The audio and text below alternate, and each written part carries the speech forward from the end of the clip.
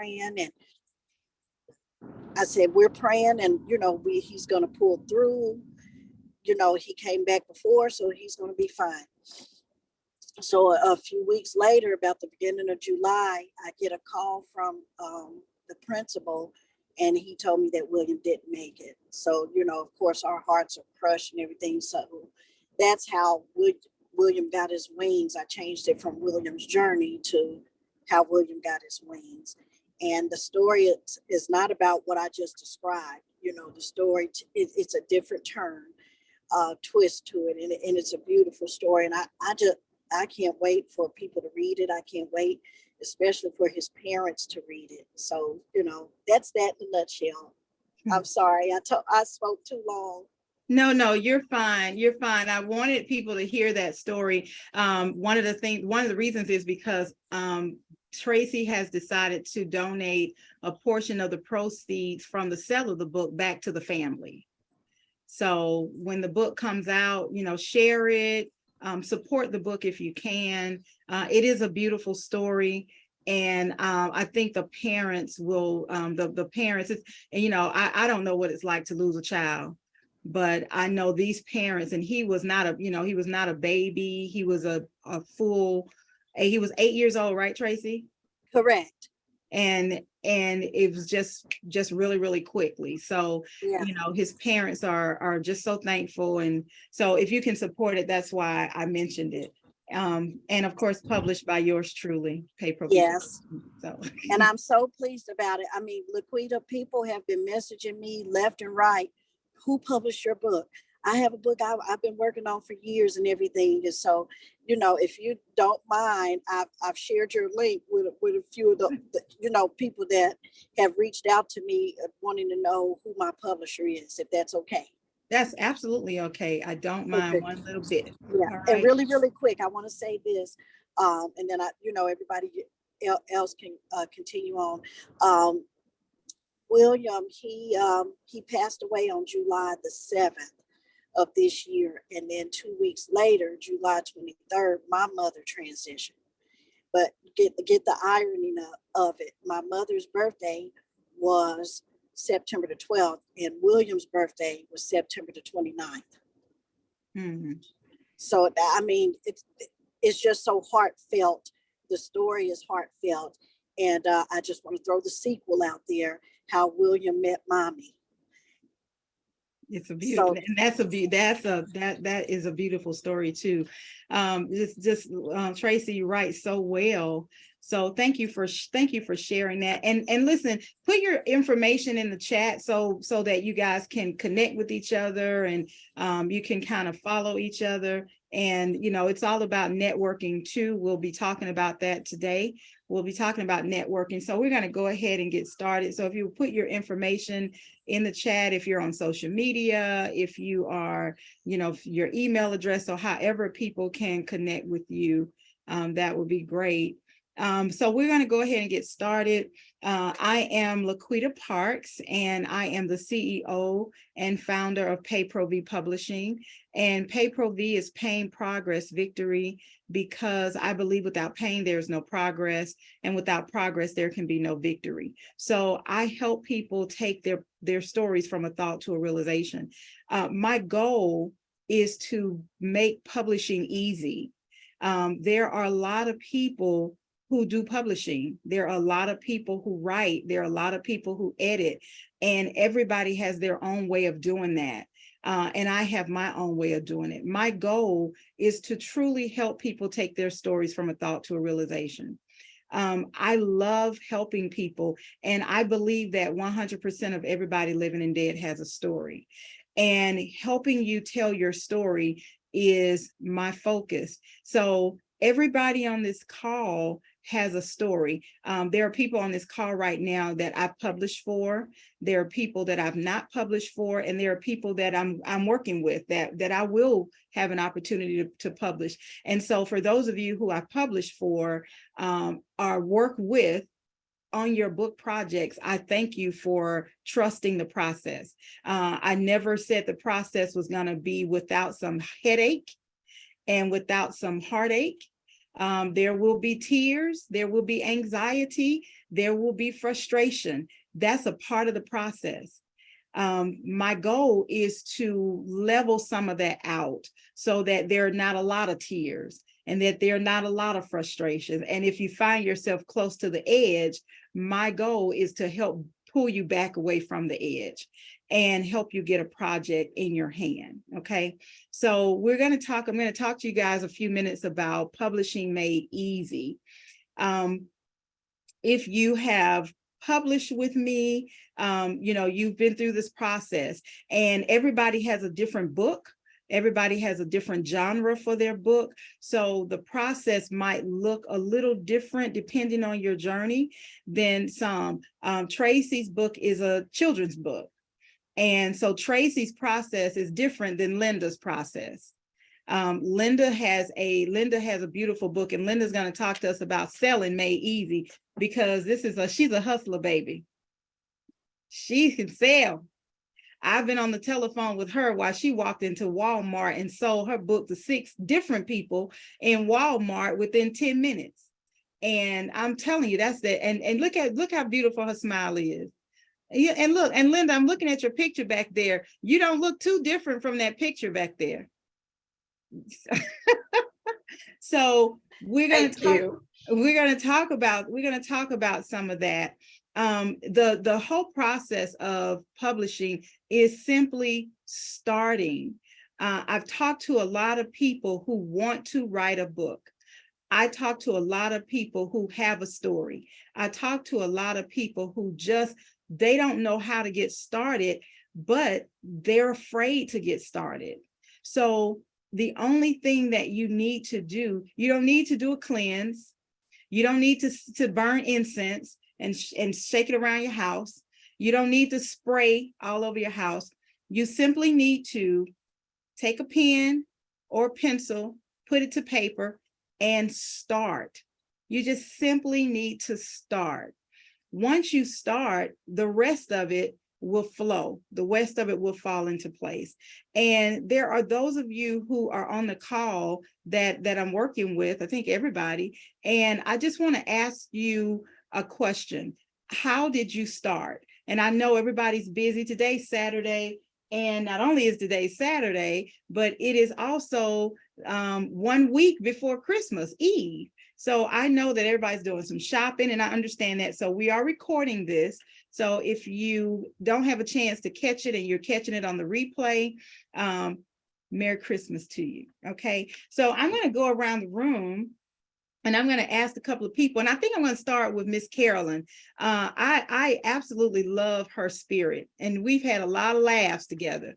And Carolyn and I just started working together, but I've had the pleasure of reading her books, and I've placed an order for the Gentry series, Jacqueline. I'm going to have the whole story. I got to get the whole story, Jacqueline, of Gentry, because I want to see about Gentry from the beginning. But I'm helping Miss Carolyn with a new project. But I want to ask you a question. How did you start? What made you start the process of writing your book? Can you hear me? Yes. Well, good morning again, everyone. What made me start? I've always wanted to write. As a teenager, I would read these magazines and books that my friends would give me, and we would do this exchange. And I'm like, I can do this. But that was a teenager thinking, and not that that's not doable. But life gets in the way, college gets in the way, marriage gets in the way, kids gets in the way. So you put everything on the back burner. I ran for a local public office, and anybody who's ever done that, it is what you make it, but it is work. And at the end of the day, I would be so tired. And one of the former mayors told me only go out 1 hour a day. And that's what I did. But that 1 hour can be full because you're shaking hands, you're introducing yourself, you're asking questions. It's invigorating. But at the end of the day, it's draining. Mm-hmm. So I decided to put pen to paper to de-stress because I ran a clean campaign and I wanted to de-stress in a healthy way. and running into one of my coworkers one day. She said, "I'm now a published author." And I'm like, "Well, congrats. I'm so happy for you." And I think I might have been the only one who was, celebrating with her, but that's neither here nor there. But We're gonna talk about that too. we're gonna have to. We're going to have to. And so I was like, "Girlfriend, how'd you do it?" And she's like, I said, "Because I've always wanted to write, because I used to tell the nurses when I had a certain role. I said, no one will ever believe the stuff we go through. So what chapter do you want in my book?" And I was like, "Okay, I have chapter 1. I have to, because it's going to be my book. But what chapter would you like?" And they would be like, "Oh, I want a chapter, all right, but I don't know if it'll be fit to be published." And we just laugh it off. But I was semi-serious. And so after speaking with Cassie and telling her that I always wanted to write, and she said it was okay for me to use her name, um, she said, "Write, Miss Carolyn, write." And that's when I created Gentry. So it was a combination of things. And I fell in love with her. And she is a fictional character, but we know that truth is what is the truth is mirrored with fiction. Mhm. And so it is, so some of the names have been changed to protect the innocent, or whatever that phrase is, but you can't go too far with telling your story. And I was very reserved in the first book, in Happiness, Hurt, and Healing. I was very reserved, very uh, held back. And then in the reentry, I was like, "Okay, you got it, you did it. Someone purchased it other than you. You're a published author." So with the third one, I kind of just opened up more and getting ideas from people, because I'm a people watcher. So I see what people do. So you go in the book, whether you know it or not, or whether I know you or not, because of some of the antics of people. We're all people. We're all human. We're all the same. And in one of the books, Gentry suffers a loss. She loses the love of her life. Physically, she loses him. And so I talked a little bit about the stages of grief and what you go through when you're grieving the loss of a loved one. So, and so she has been, in my humble opinion, she's been an amazing woman, and I love her. That's how I got started with that. And then I co-authored an anthology. And to me, fiction is easy. Nonfiction is hard, because you have to really pull deep into you, especially when you're writing about yourself, and pull back layers and go back through time about what happened, what made you feel that way, how did you feel. And I was like, "Oh, I need to put this on. This is supposed to go on paper. People are really going to read this." But I had to say, let it go, let it be, let it go. And we became a #1 bestseller. So I was really, really proud and surprised by that. So that's how I got started with all of that. Awesome. Thank you so much, Carolyn. Does anybody else want to share how they got started? Hi, Sam Marie. Welcome. How are you? Oh, my mute was on. I'm sorry, it was That's off. okay. That's I'm okay. over I here didn't hear trying a to thing. I did get not my hear a thing. breakfast. It's very quiet. Well, since you're on, how are you? Welcome. Thank you so much. Wait a minute. Hold on. Let me just do it right. I was trying to have my breakfast because I have to run out. And that's why I wasn't on camera. So since I'm going to be speaking, let me see if I can put my camera on and say hello to everyone. But it's not letting me do it quick enough. So I have to do some type of other setting. So, but good morning, everyone. My name is Sam Lola Marie Thomas. I hail from a small town right outside of Memphis, Tennessee. So what am I saying? Laquita, just hello. So where are you?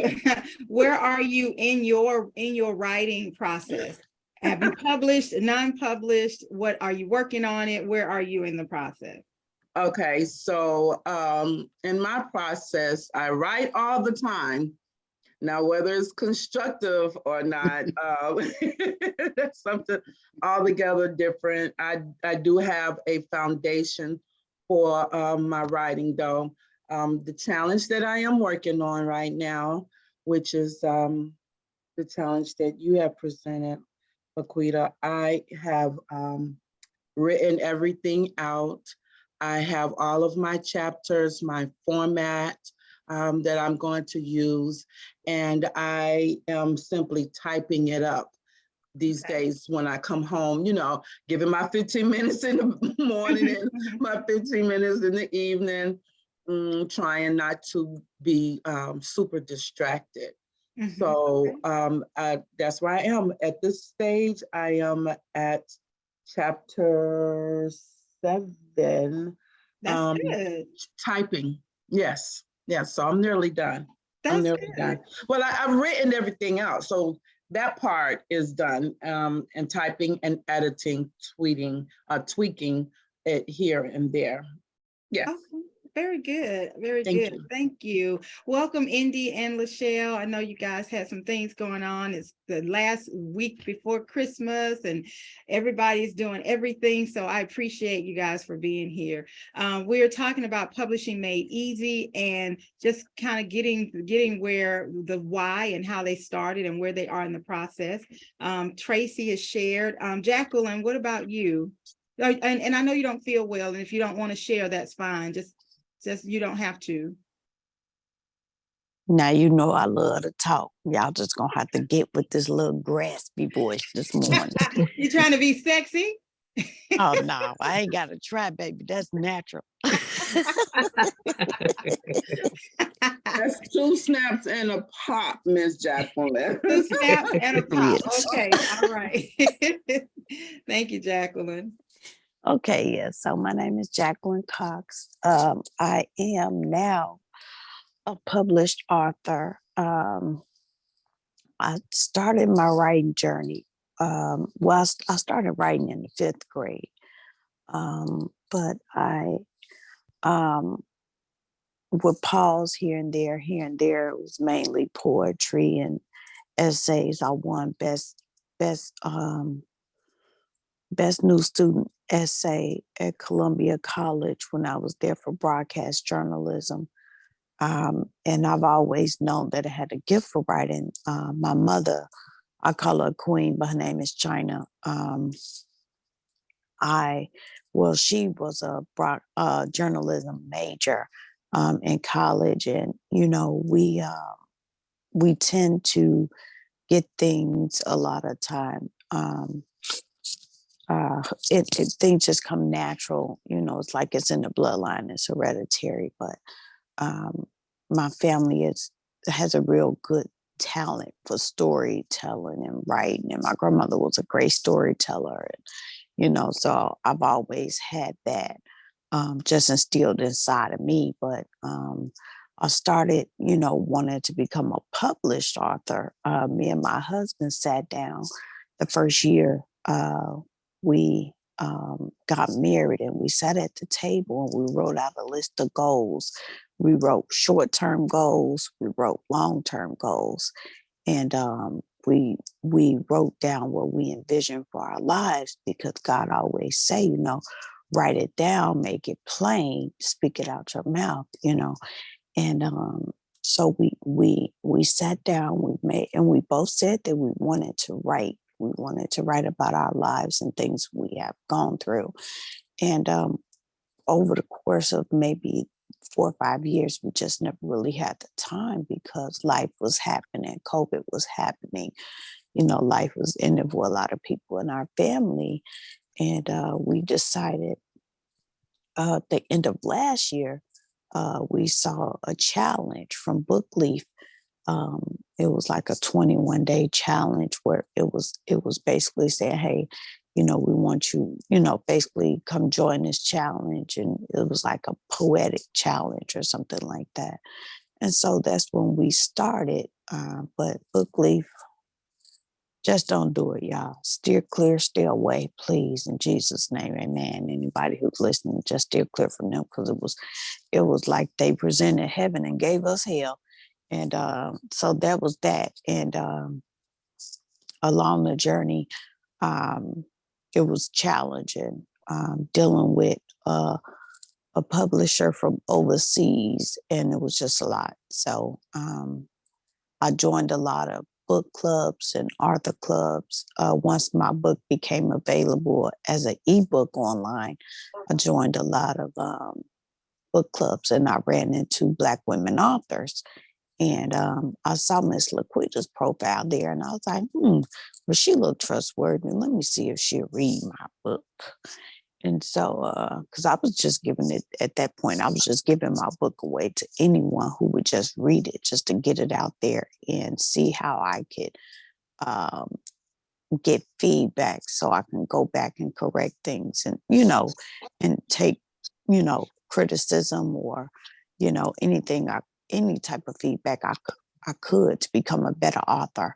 And she told me, she said, well, I don't usually do these type of things, but I wanted to, I'll do it for you, basically. And she did it, and she said she liked it, and she introduced me to a lot of different people. And I'm just blessed to be here, even to be able to, give you guys this testimony that that I have. And not only has she blessed my life, she's blessed my husband. She's published his book. He's been a part of one of her anthologies, Unknown Battlefields. She's introduced me to wonderful people like her sister, Miss Kim, to Indy, to Miss Lachelle. And, I'm just blessed. I have my book, It Can't Always Be Night, Poetic Memoirs from a Grown Girl. And it's just a book of poetry that I've wrote throughout my life. And I have another book coming out.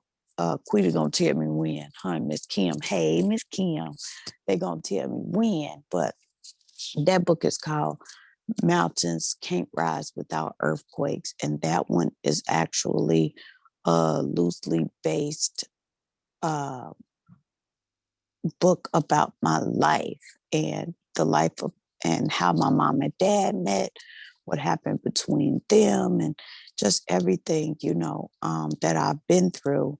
And it's actually going to be probably a 2-3 part book, right? Because I'm 33 years old, so I'm still writing my story. So I just wanted to kind of give people a glimpse to what I've been through, because a lot of times people say, oh, you're so young, you ain't been through nothing, you don't know what life is, and you still wet behind the ears, you still got milk behind your ears. But people don't know. A lot of people don't understand, and it usually be people, people who say they, of God, they be like, oh, you still wet behind the ears, girl, you ain't been through nothing. But Jesus was 33 when he died for our sins. So people really need to be careful. That's the same age I am now. Not saying that I'm Jesus, but he my brother. He's my God's child, just like I am. So, if people can follow him and learn things from him, who are they to say that they can't learn from me or I can't learn from them? So with age is doesn't always come wisdom. So we have to be wise about how we treat people, how we word things when we speak to people, because you can't judge a book by its cover, but you can buy that book and read that book and learn from the person that's writing. And that's what I take from that. And I'm just, like I said, once again, I'm just blessed to be here. I'm blessed to be invited into this space, because I'm always willing to learn more. I'm teachable, I'm coachable, but I'm not naive. So I just thank you guys so much for allowing me into this space and to be a part of something so great that PayPro V is doing. I'm just blessed to be a part of it. Oh, thank you so much, Jacqueline, and much success for It Can't Always Be Night. It's a beautiful book. Well done, Jacqueline.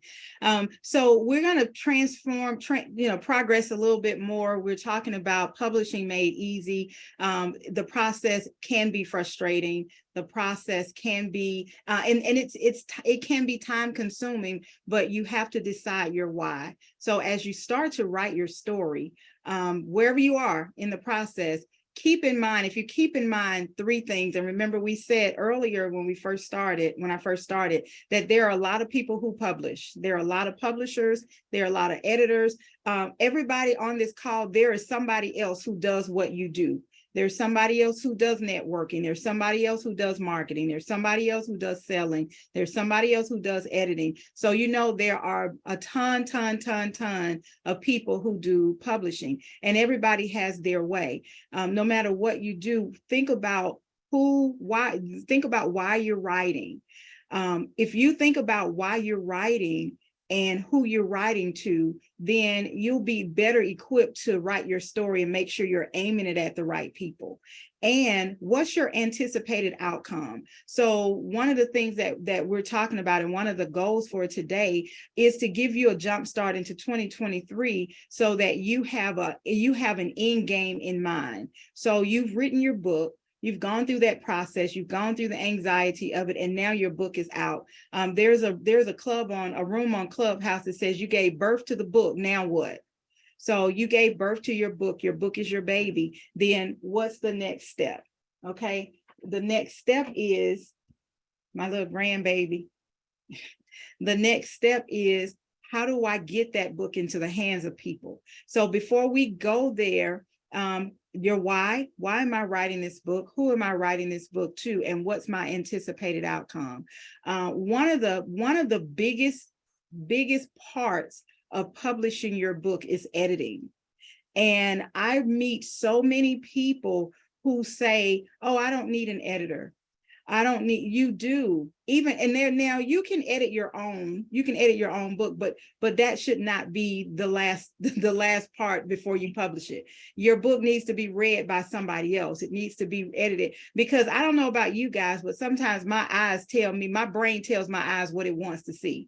So I can look at something 1,000 times and not see it, and somebody else can look at it and say, did you not see this? It's because when we look at something over and over and over again, our brain tells our eyes what it wants to see. So that's how we can read through things and skip. You guys remember the apple in the Bible? You guys remember the apple, right? The fruit, okay? There's no apple in the Bible. There's no apple there, but how many of you have heard apple? What fruit did Eve eat? She ate the apple. So it's easy to input words or remove words. Your brain just doesn't see it. So editing is important. So we're going to go to Kimberly, and Kimberly, if you could introduce yourself and talk about editing, and share some of the experiences, if you will, that you've had with the editing, and why is editing important when it comes to your book. And listen, I'm going to go a step further, and this is being recorded, and I may step on a couple of toes, but listen, before y'all hit post on those social media posts, proofread, please. Proofread before you hit post. Sometimes it happens. Sometimes I'll look back and I'll have to edit what I've sent, but please proofread. Too many people just posting and stuff not spelled right is not. Just proofread it before you hit send. Okay. All right, Kim. Good morning.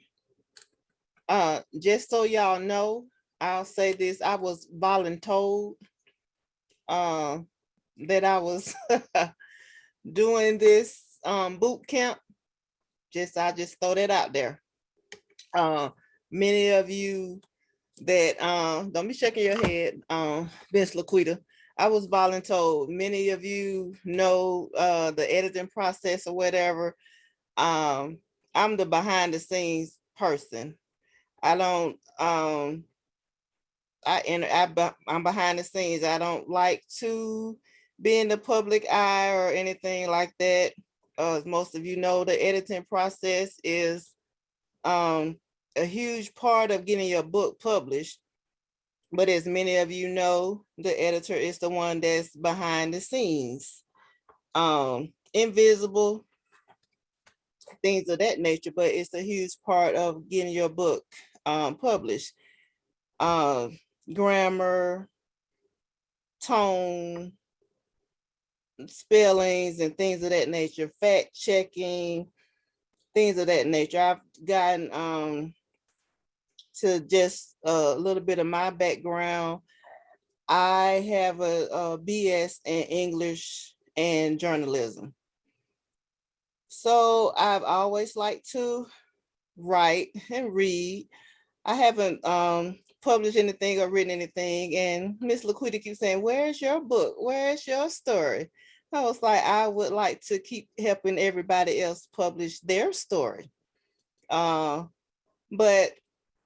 how I got, in the case you all didn't, Laquita is my sister. So when she started her journey with PayPro V, she was getting overwhelmed with, people coming to her. So she called me one day. She was like, girl, I need your help. I was like, doing what?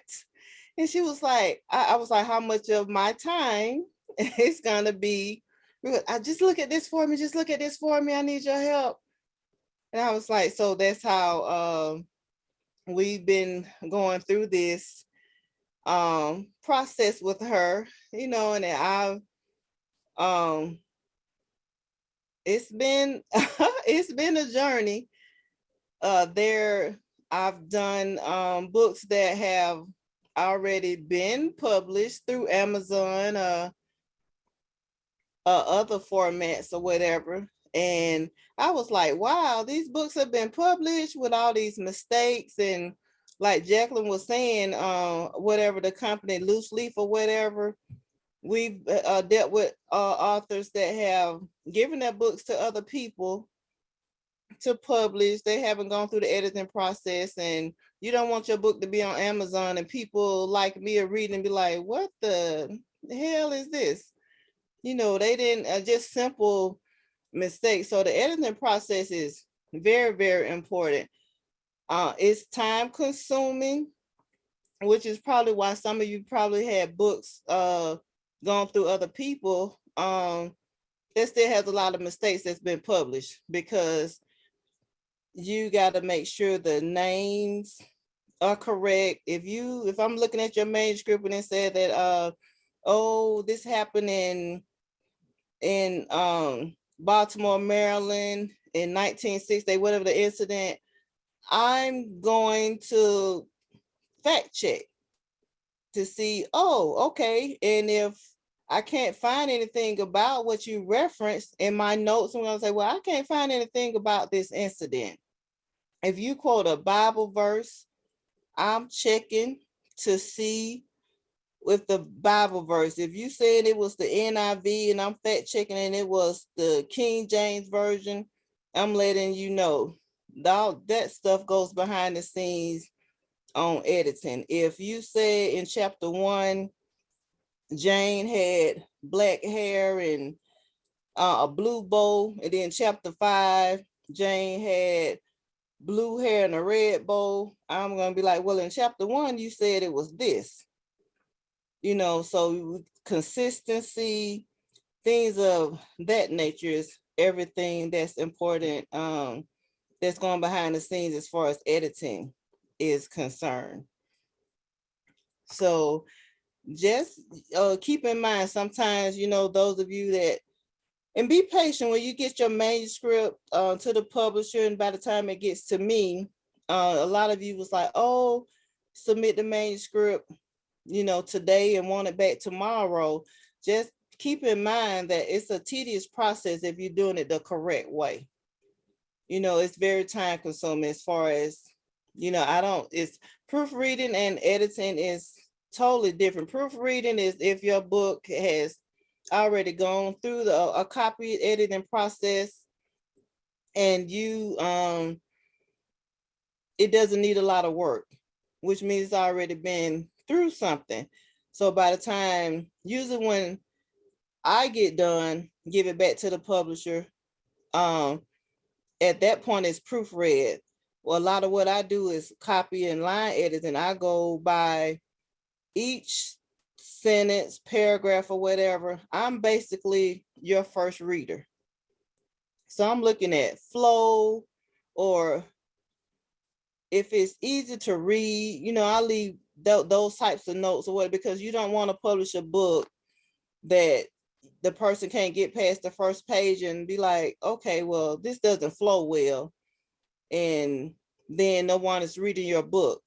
You know, you want to look at who your audience is, the tone of it, the tense, you know, the voice, things of that nature is all entailed in the editing process.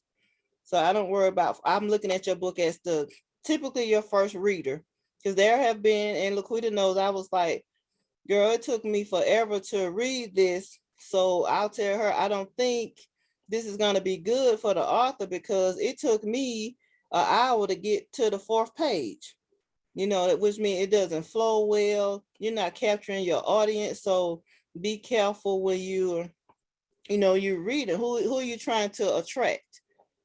You know, who is your audience? You know, don't use big words, you know, it gotta flow, you know. It's been times where if I don't know if I've edited any of your books, but on those that I have, I leave very detailed notes. What are you trying to say? What is this? I don't understand. If I'm confused, your reader's gonna be confused. So think about things like that. If read it out loud, you know, if you're reading it out loud and you're out of breath by the time you get to the first sentence, then run on sentences. You need to place a comma or something like, oh, Laquita went to the store, then she went around the corner, then she knocked on the door, she went to the neighbor house, and she went to this, that, and the other, and be like, who, what? You know, so read your stuff out loud. It'll tell you to help, you know, that help you with your own, you can edit your own work. Or like Laquita was saying, we get a lot of people say, oh, I don't need editing. But you really do, because it's always good to have a second eye, because you are familiar with your work. You think your work is the best thing since sliced bread. You know, so you're going to see what you want to see. Give a person, you know, a second eye so they can see what it is, like, oh, you need a comma, what, this doesn't make sense or whatever. So that's why it's important to always have your works edited. You don't want to publish something without it being edited, and then people looking at your stuff on Amazon was like, oh, this is a mess. Or you wondering why your book is not selling because it's full of grammatical errors, tense, and things of that nature. So yes, that's always important to have your books edited. You know, it's like for the best interest of you. So you don't want to, people's like, well, what was she thinking? Your tone. I get a lot of manuscripts that people write like they're texting. You know, so watch out for that, or using different OMG and stuff like that. That's not for, you know, your written works or whatever. So just be careful with a lot of those things. But again, your best editor is you. You know, go through it, read it out loud. And usually if you're reading stuff out loud yourself, you will find your own mistakes. Because you read it out, you'll be like, oh, that don't make any sense.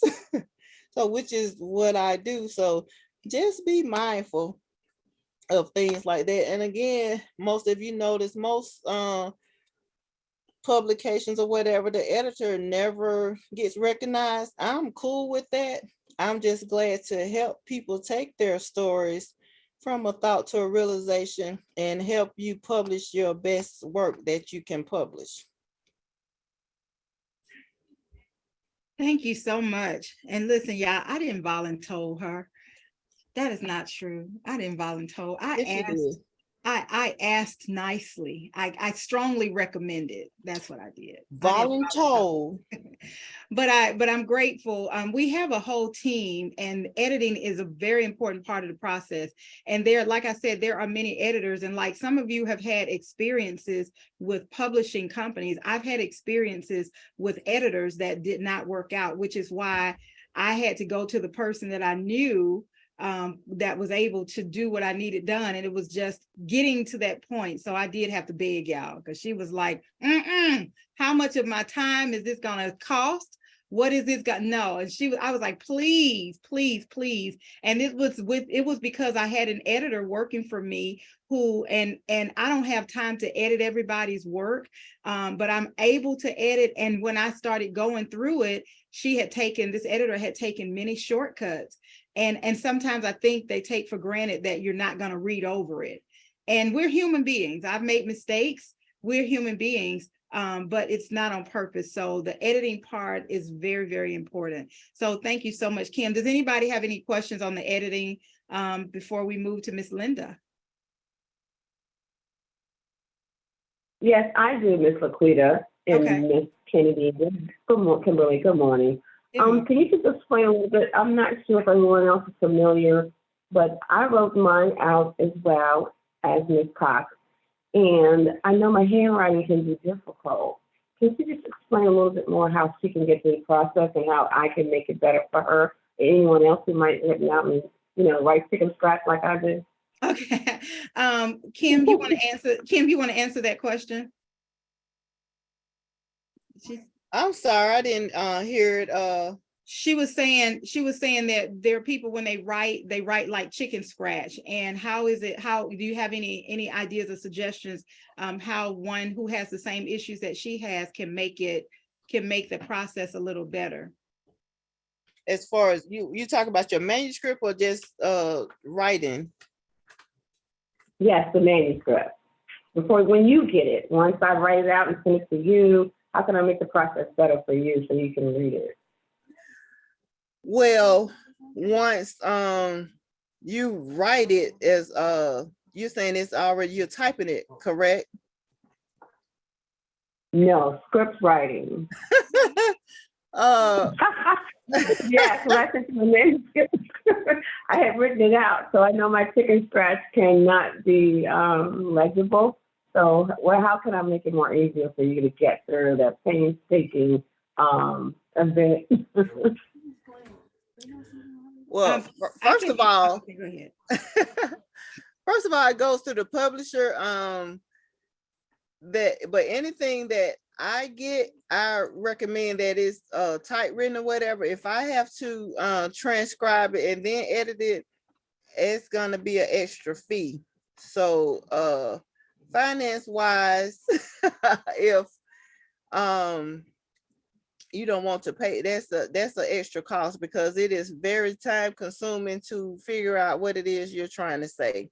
Now, if it's gonna be in handwritten, it's a little bit easier than determining. Some people write in cursive, like that sort of chicken scratching is usually like what is this or whatever. So usually that's a lot of time. So I would suggest that you not submit any handwritten copies. So just transcribe it or do it yourself. It would be easier for you to just talk to your tape recorder or your voice thing to write it, to transcribe it yourself before it gets to me, because anything that I have to do, like talk to text or something like that, because you understand your writing better than I would. So talk to text is usually a good tool. For instance, like you may give me, something that's handwritten may be 500 pages, but once you talk to text, and for instance, I would charge extra for 500 pages, but once you talk to text, it might end up being like 100 pages. So you would have paid all that extra money when you end up with 100 pages instead of the 500 pages that you paid me to transcribe. So that process would be easier and cheaper if you transcribe it yourself. If you're having issues with your chickens, just talk to text, because you don't want to end up paying extra money when you really don't have to. And also Gwen, if you go to Word, you can talk it into Word because it's built into the Microsoft Word program. One of the things that I'm doing right now is a countdown to Christmas. And with that, I am encouraging the people who are taking this journey, the countdown to Christmas, dictate. Pull up the notes on your phone. If you have an iPhone, pull up the notepad and just dictate to yourself for 15 minutes. And you can do the same thing. If you've already written it, just take it and read what you've written. When you're texting or dictating, just make sure you add the punctuations. So if you're saying Laquita went to the store, comma, to get a loaf of bread for breakfast, period. Right. And as you do that, you know, she's right. You save yourself a great deal of money, and you can get that done. Some people have some issues where they can't write. They may have arthritic hands, or they may have something, Parkinson's or something, where their hand shakes. So dictating to themselves is the only way. And once you do that, if you do it in Word, it's already there. You just save it and then you just add your pages. If you're dictating on your phone or through your message, you dictate and then you email that to yourself, cut and paste it, and then put it in a Word document. Exactly. So it's better than writing, and the process is faster because you can dictate while you're on lunch or sitting in your car or, you know, in traffic. You can say, okay, you know what, let me just dictate. You know, you can do some things if you're waiting at the doctor's office. So those are some ways that will save you money. And it'll be a lot easier when it gets to the publishing process, because that is time consuming and it's expensive. Okay. Anybody else have any questions? Thank you. You're welcome. All right, thank you so much, Kimberly. Stick around just in case there are any questions afterwards. So we're gonna go now to Miss Linda. And Miss Linda, and before we do that, if you guys can all put your information in the chat, Indy and Lachelle and Kim, Linda already put hers there, so that people can reach out. This is being recorded, and I'm going to share this on social media. So people who did, and I'm going to put it on the website too. So people who did not have a chance to be here, or, you know, they can listen later. Okay, Linda, please go ahead and introduce yourself, y'all. We're gonna get into some selling now, because that's the question that I get all the time. You know, I have my book, then what do I do with it now? And you know, I'm here to tell you, social media is great. Yes, yes, yes. Use social media, but this woman has done an amazing job with her book, and she is not on social media. So it is possible to sell your book or your product, if it's not a book, without being on social media. So I'm going to turn it over to you, Linda, and Linda is going to talk about selling with confidence. Thank you, Linda. Laquita, thank you so very much. I am so proud and honored to be a part of your life, to be a part of this awesome publishing company, Pay Pro V. God bless you. And all of you that are on this platform with me, we are so honored and blessed to have her. And Kim, I do want to say to you, thank you, thank you, thank you. I heard about your great works, and I'm sure that you're a part of my journey as well. But my first write was about the editing part. I just want to piggyback on that. I had a book written previously, and it was not the best product. It makes a difference. And there was different reasons why I could not promote that particular book. But one of the main reasons was because of the editing, or lack thereof. So God allowed me to meet this phenomenal woman named Laquita Parks. And so from Laquita Parks, she published my book, Daddy Tears, A Daughter's Search. Daddy Tears, A Daughter's Search is a short love story, a testimony, where it is that God allowed me to find my biological father and meet him for the first time 10 years ago. I am very excited about it. Before, I was excited about it when I wrote that first book. However, this time with Laquita's nudging, experience, expertise, I felt more comfortable to tell this story, to tell this journey. And also, I must also share another nugget. There's another great person here, Indy. He helped me also. But to tell you how to sell with confidence, first and foremost, you must have a product. You must have a product that you believe in. You must have a product that you want to share. First and foremost, hear me. I didn't want to share the first product. I chose not to. Did I share? Yes, I did. Unknowingly, because, people heard about it. So yes, I made the $15 from it. However, later, I just let it shut down. Then a friend of mine shared with me again about editing and then things out of your control. A friend of mine shared with me that my book was being sold for $45 or $50. I'm like, what? That was invigorating to me as far as what? Invigorating because I'm not making the money. Invigorating because it doesn't cost that much. Invigorating because it's not worth that much. However, God placed it in my heart through this friend to rewrite. So I rewrite the book, Daddy Tears, and I gave it a new name, Daddy Tears, A Daughter's Search. So in this book, I was able to tell you how it is that God allowed me to find my biological father, but I was also able to tell you some very private moments to let you know that you can share your story if you want to share your story. And how did I share the story? First and foremost, you must open your mouth. Laquita referenced to the fact that I went to Walmart. Yes, I went to Walmart, but I was on a mission because this guy named Indy, he had told me about, I'm not a social network person. Please hear me. I tried it. I am willing to try, but I had no peace. I had to shut it down. I have peace. My word of mouth is better for me because I want to share what God has imparted in me.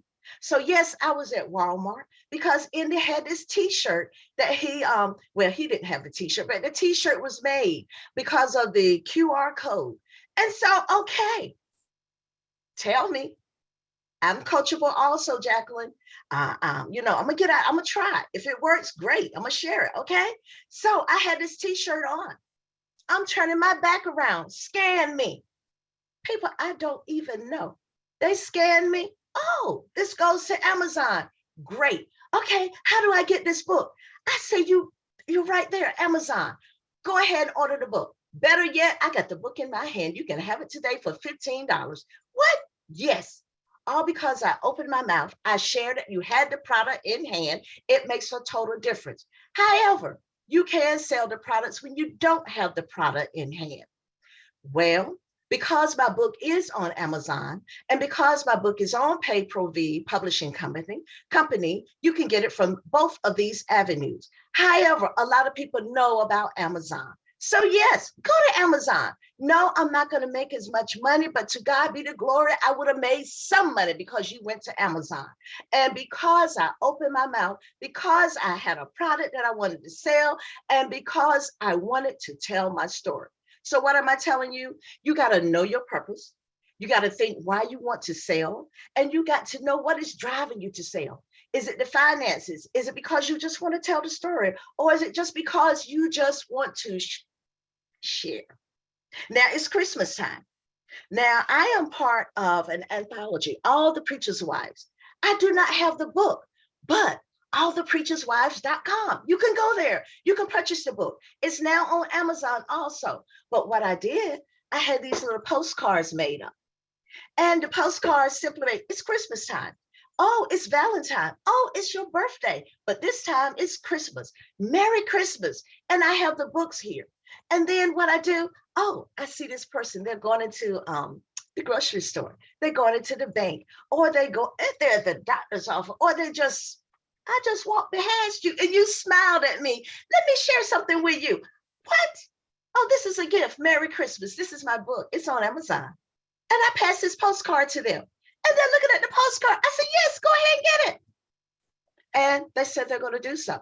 And then another thing, of course, I have the book in hand. Daddy Tears, A Daughter's Search.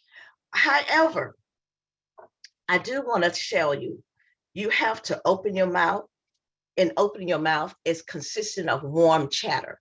Warm chatter it is walking up to a stranger, sometimes walking up to a person because a person that you know can tell you no. But guess what? The warm chatter is setting you up to hear that no. That no is leading you to that yes. So don't give up. That no is part of your training ground. Okay. So yes, when that warm chatter, you coming up, Laquita, hi, I am a new published author and I am so excited. I would love for you to share my love story.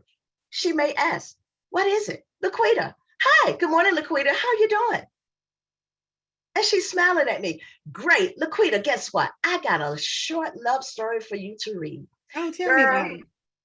Let me tell you, all you have to do is just give me $15 and I'm going to do it by, you can pay me by cash, Zelle me, cash out me. And for you, Laquita, I might take your check, but no, I'm not going to take everybody's check. But again, Laquita, I want you to know about this love story. And Laquita very well could have said, no, she's not interested. Guess what? I'm going to respond to Laquita. That's great. Seriously, I have to respond. That's great. Because she said a no. What did I do? I set myself up to ask the question. You got to do that. It is scary. It is scary going to the unknown people. Now, the young, you mentioned about the author at the gas station. I think it was the new lyricist, songbird, Alan, I think that's what you said his name is. I have sold books at the gas station. Yes, they're pumping their gas. Yes, I already know they got some money. Yes, but guess what? Hey, Kim, do you like reading? Kim may say yes, Kim may say no. One woman told me no yesterday. I said, great. I said, you may want to read my story. We was at the beautician and she looked at me. I said, type in Daddy Tears, A Daughter's Search from Amazon. That's all I said. She pulled it up. She looked at me and she smiled. And guess what? This is you? I said, yes. Go ahead and read the reviews. Okay. So she read the reviews and I was very, very thankful that she even read the reviews. Now she told me no, and I had to accept her no, because you don't want to be pushy. Learn how to accept no. Learn how to accept yes. You are not pushy about your product, because if your product is good, if people want it, they're going to get it. Just let them know about it. That's all you have to do. So she read about it, and that's great. And then another thing that I do ask people in my warm chatter is one of the questions, because I am promoting my book. Do you like to read? And I was in Lowe's, a young man, 20 years old. I love to read. I said, okay, it could be a gift. No, it's going to be for me. And so it was great. But again, because I opened my mouth, I shared my product, and I had my product with me. However, there are times you just don't have the product with you. Use your mouth. Guess what? You could go to Amazon and you can get that book. And I'm so glad to have had the pleasure to let you know that you can go to Amazon. And listen, if you want to, you can take a portrait with me, because you can say, hey, I got my book off of Amazon, but this is the author. Only if you feel comfortable taking the picture. Be safe in all that you do. But I would tell you, you have to be excited about your product. If you're not excited about it, hey, Cam, I got this book here, Cam. You know, I really want you to read it, Cam, but, oh, Cam, you know, it's raining outside. Oh, Cam, you got to stay focused. First of all, Kim, I'm going to tell you, I'm not interested in your book. You have lost my attention. I am trying to do what I need to do. I'm busy at work. Grab the person's attention. Once you get their attention, you need to keep it for a quick 50 seconds, okay? Because once you lose the attention, you have lost the attention. But you need to speak quickly, but clearly and precisely at what it is that you're trying to promote. What am I trying to promote to all of you today? Kim, Jacqueline, Alan, and whoever else is on this platform with me, I want you to go to Amazon.com and purchase my book, Daddy Tears, A Daughter's Search, a short love story where God allowed me to find my biological father and meet him 10 years ago.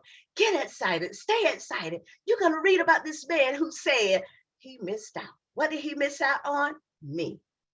Thank you. Thank you so much, Linda. Listen, selling with confidence. I got mine, y'all. I got mine. Thank you so much. You know what, Linda, you said something that was so important. The very first thing is you said have a product that you believe in. And that's the key to selling, because if I don't believe in my own product, who's going to believe in it? If I think my product is subpar, and when you started out, you talked about one of the reasons why people don't promote their own product is that they don't feel comfortable with it. They don't feel like it's a good product. Well, if you don't feel like it's a good product, whether it's a book, whatever it is, go back to the drawing board. Don't abandon the project.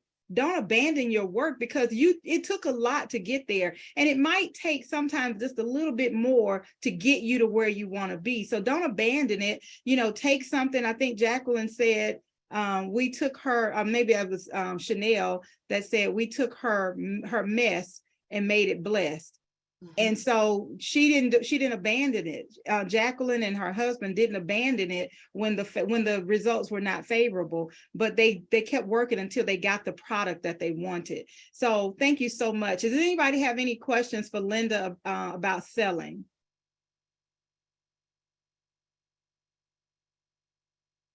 Hi, Linda. This is your friend Terry.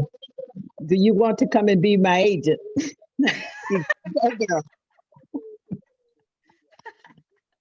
Thank you. Okay, Linda got a job offer. Hey, Miss Mary. Okay. Good morning, everyone. There are people who I'm sorry, go ahead, Miss Mary. No, I got the notification late, and I'm sorry for joining you late, but I've enjoyed what I've heard. Thank you so much, Linda. Thank you, Miss Mary. And LaQuita. Yeah, and the rest. And it's being recorded, so you can catch up whatever you didn't get at the beginning. You can catch it. So we will. This is being recorded. So thank you so much, Linda. I appreciate your energy. I appreciate your energy, and it is necessary when you're selling a product, because you're right. If somebody comes up to me with a half story and they act like they just got out of the bed, I'm really not trying to hear what they have to say. I am really not trying to hear what they have to say. Jacqueline, you had a question. I see your hand.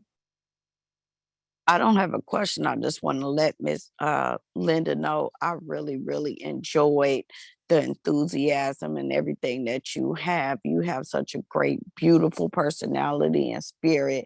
And I am just taking notes on how you market, because the t-shirt idea was phenomenal.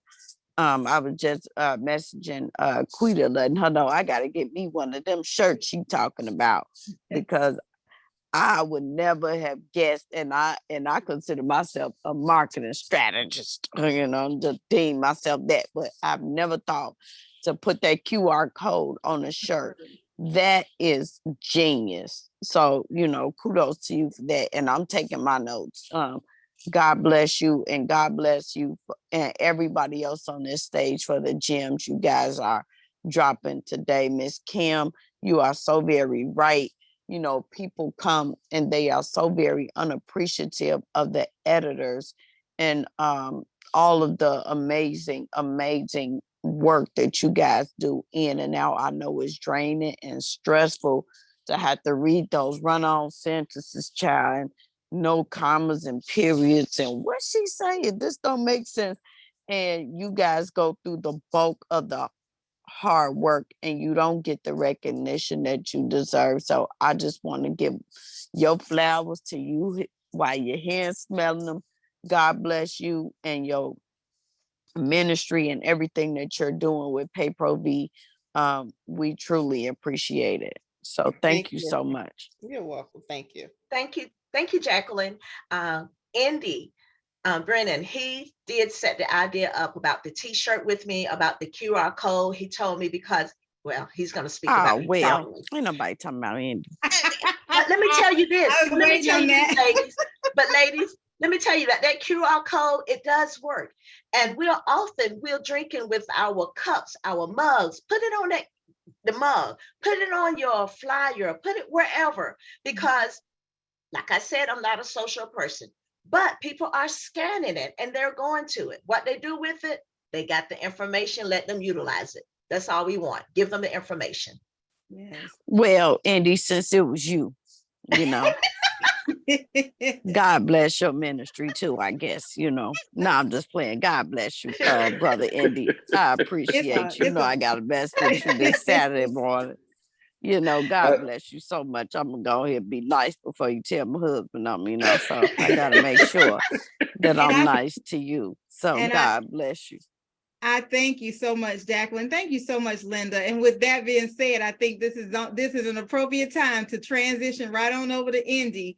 And Indy is going to talk to us about marketing made easy. So come on with it, Indy, and tell everybody about you. And you have the floor. Or is it a floor on Zoom? I don't know, it's a You have the space. stage. First of all, thank you. Uh, Before I even begin, I want to say this. As far as sales, especially, I've always said that two of the greatest threats, because I always consider myself, I consider my father probably one of the top three business salespeople I've ever met in my life. And I felt like I actually could hang with him. But as far as the greatest threat that I ever came across in my years, it was actually, I always said, a homosexual man, because they don't care what they say and people find it humorous, and a woman. And so when I hear Linda start speaking, I encourage everybody to listen to what Linda, she's telling you the truth. She does what she says she does. I always joke, I said, they may buy the book today, they may return it tomorrow, but she's gonna sell that book. So definitely, Linda is a superhero when it comes to sales. She's a superhero when it comes to sales. And sales is nothing but marketing, advertising, promoting. I always say the best salespeople, the difference between a great salesperson and just everybody else is that a great salesperson recognizes that they've been selling all of their life. Everybody else, they're terrified of sales. You sit there and say, well, I'm not a salesperson. No, you've always been a salesperson.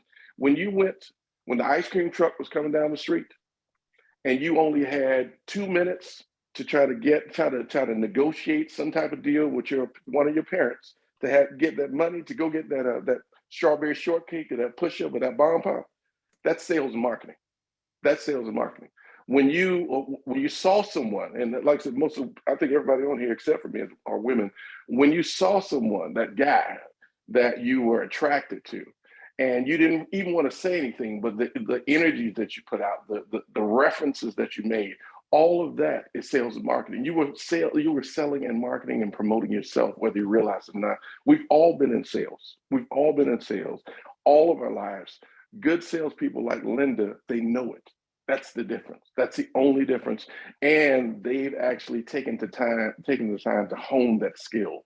That is the only difference between Linda, and Linda has a special talent anyway, because she'll walk up to anybody, she'll talk to anybody. But that's the difference between someone like Linda and everybody else. That's what makes her such a stellar individual. I'm Indy Brennan. I am, I guess, first of all, the host of the Book Slam. It comes on every Tuesday from 8 to 10. I think everybody on here is an author.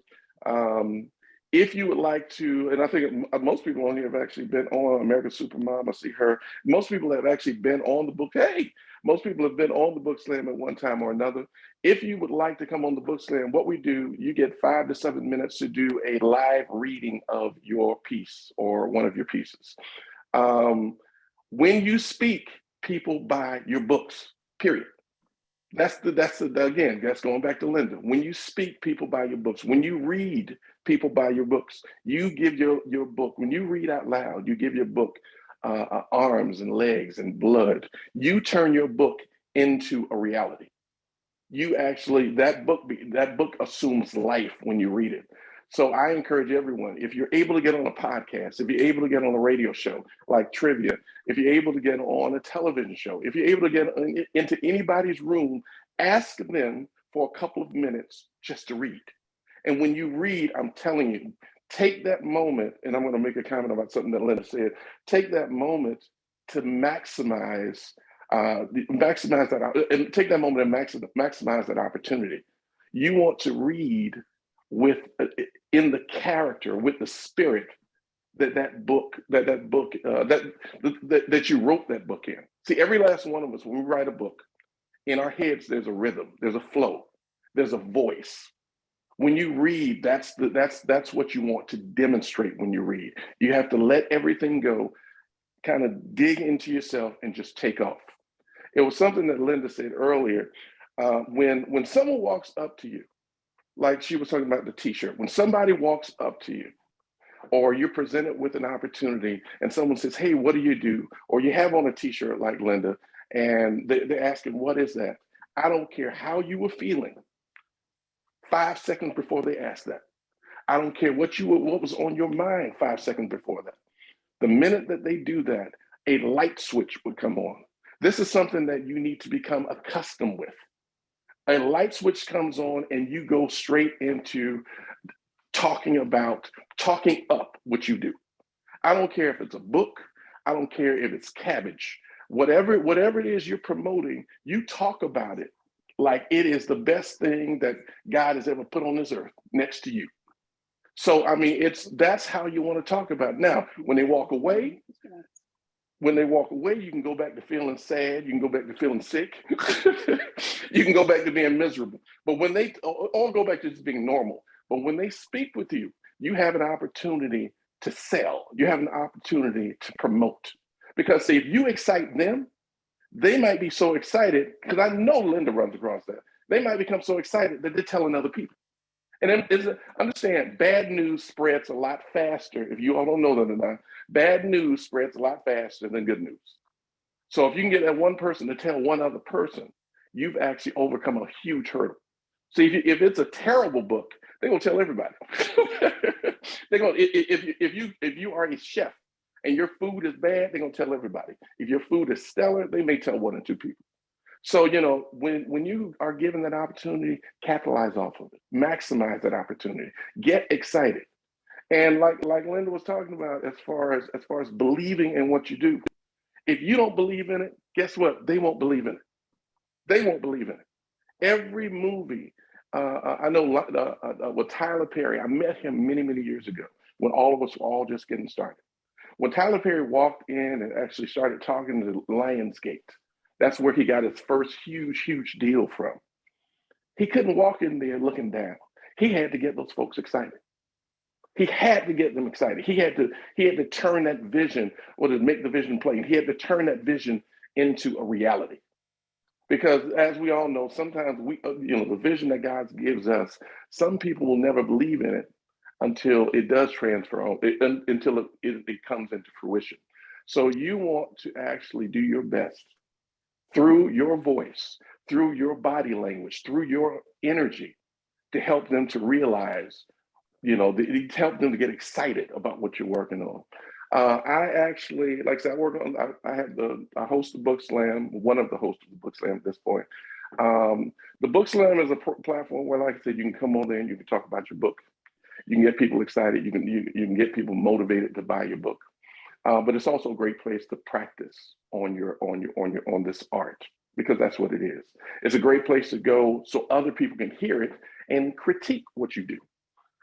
It's a great place, even if you're in the process of writing. We have people that come on there just to kind of throw it out there to see what kind of feedback they get.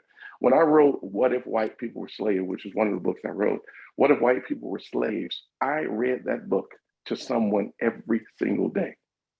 Because again, when you read it, it takes on a totally different form. And that goes into other things that I also help people. And I haven't talked about this a whole lot recently because I was so overwhelmed earlier this year. But I also help people with audiobooks. And I don't just do audiobooks, I do enhanced audiobooks. Enhanced audiobooks are basically audiobooks that have music and sound effects. So it's not just me talking, it's not just you talking. It's actually, you hear the door creaking, you hear the birds flying, you hear the footsteps being made. It actually transforms it into what some people are calling, what do they call it? Theater, some type of theater.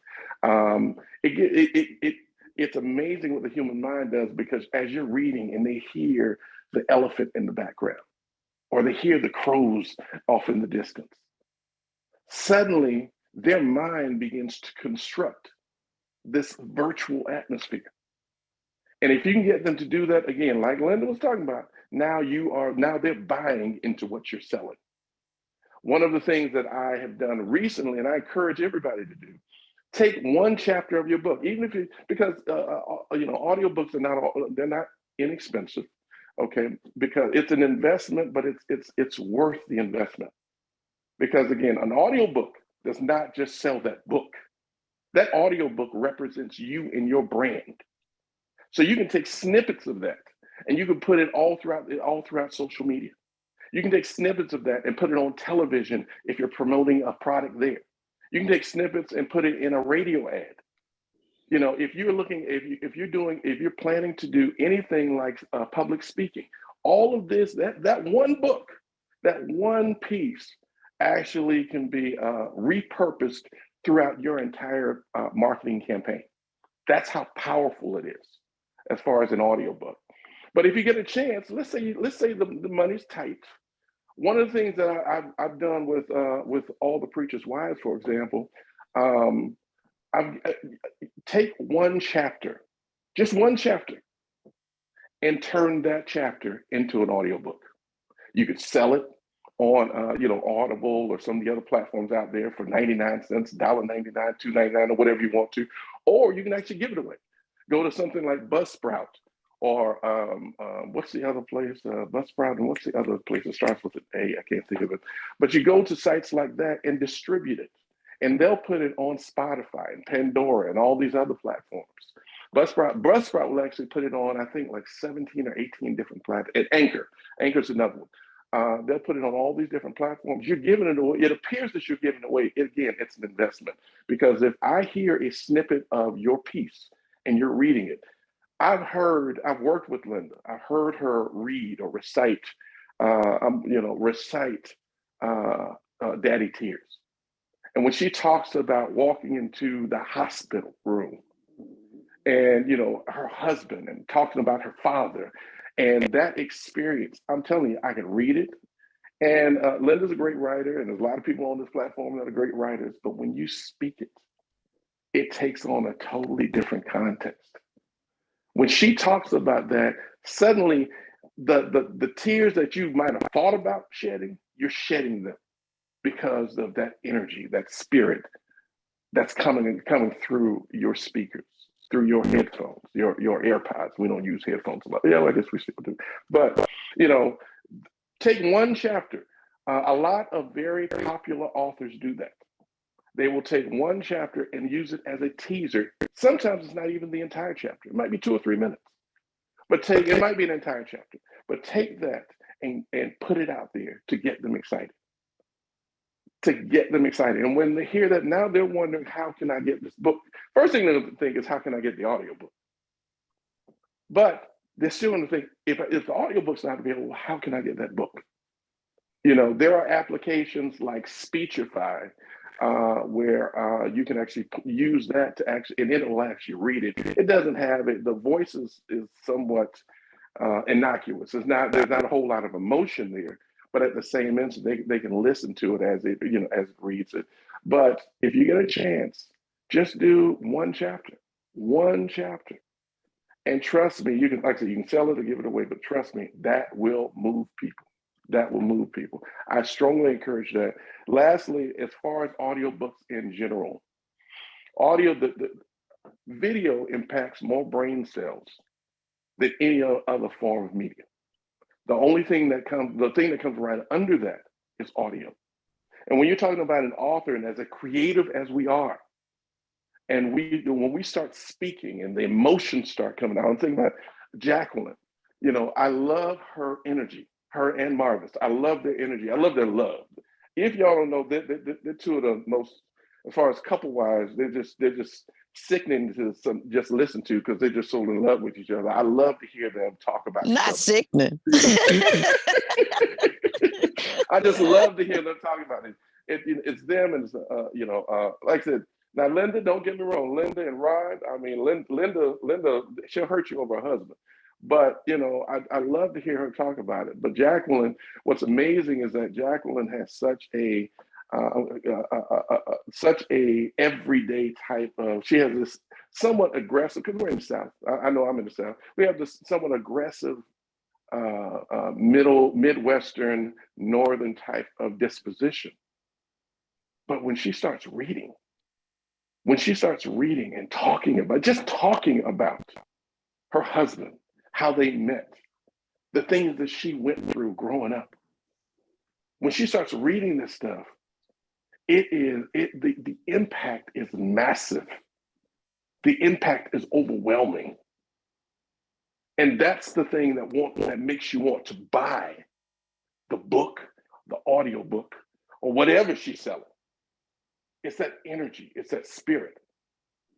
So I strongly encourage going into 2023. It doesn't have to be me. I would love to work with you. But consider audiobooks, even if it's not with the music and the sound effects. It's a lot less expensive. But even if it's not with the music and sound effects, it does take it to another level. But consider an audiobook for your piece, because audiobooks are gaining momentum as far as sales, because we're living in a society, not just in this country, but abroad as well, where people just don't have the time to read a lot. They want to. But when you can spoon feed them, see, that's why shows like TED Talks and The Moth and Snap Judgment and This American Life, this is why that whole storytelling thing has become so explosive, because they can listen to these shows and just get excited, get caught up into that moment. Well, with an audiobook, whether it's one chapter or all 25, however many chapters you have, and it doesn't matter what the genre may be. You can be a motivational speaker. You can be a children's book author. You can be someone telling a love story like Linda. You can talk about the things that Jacqueline went through, or it could just be a business book. It could be a business reference. But it's when you listen to it and they hear your voice, and I encourage using your voice. Unless, I worked with one person that actually could not speak. But when they hear your voice, again, that actually flows into them connecting more intimately into your brand. When you speak, someone told me a couple of months ago, they bought an audiobook by what's his name? TD Jakes. And all of us, everybody on this platform, if you don't know TD Jakes' voice, you have not watched television, haven't listened to the radio, haven't been on the internet at all for the last 20 years. Everybody on this platform knows TD Jakes' voice. But when they put the audio, but they didn't put it in because we don't use tapes. But they turned the audio book on, and it was like, "Hi, how are you? This is TD Jakes." It was somebody else. They said they were so disappointed because TD Jakes is a brand. He's not just a preacher. He's not just an entrepreneur. See, all of that flows into him being a brand. And as an author, you might be a young brand. You might be a brand that no one knows about right now, but you are a brand. It's a reason why we watch Kim Kardashian or the Real Housewives. I don't watch, but why people watch this stuff, and you hear people talking. I don't know why Kim acting like that. Nene needs to quit. You don't know them from a can of paint, not personally, but we get caught up into the brand, the image. See, so when you read, that's who you become. You become Kim Kardashian. I dare you. If Jacqueline read her book, and she had the sound effects, and she placed it in the right hands, the impact would be crazy. It would be crazy. Put me in the game, coach. It would be crazy. Linda's story. It would be because these are the stories that make you feel. Whether Linda's where you got the highs and lows, the excitement and the tears, you got Jacqueline's where you're right there with her in Chicago. Whatever the case is. Gentry. Whatever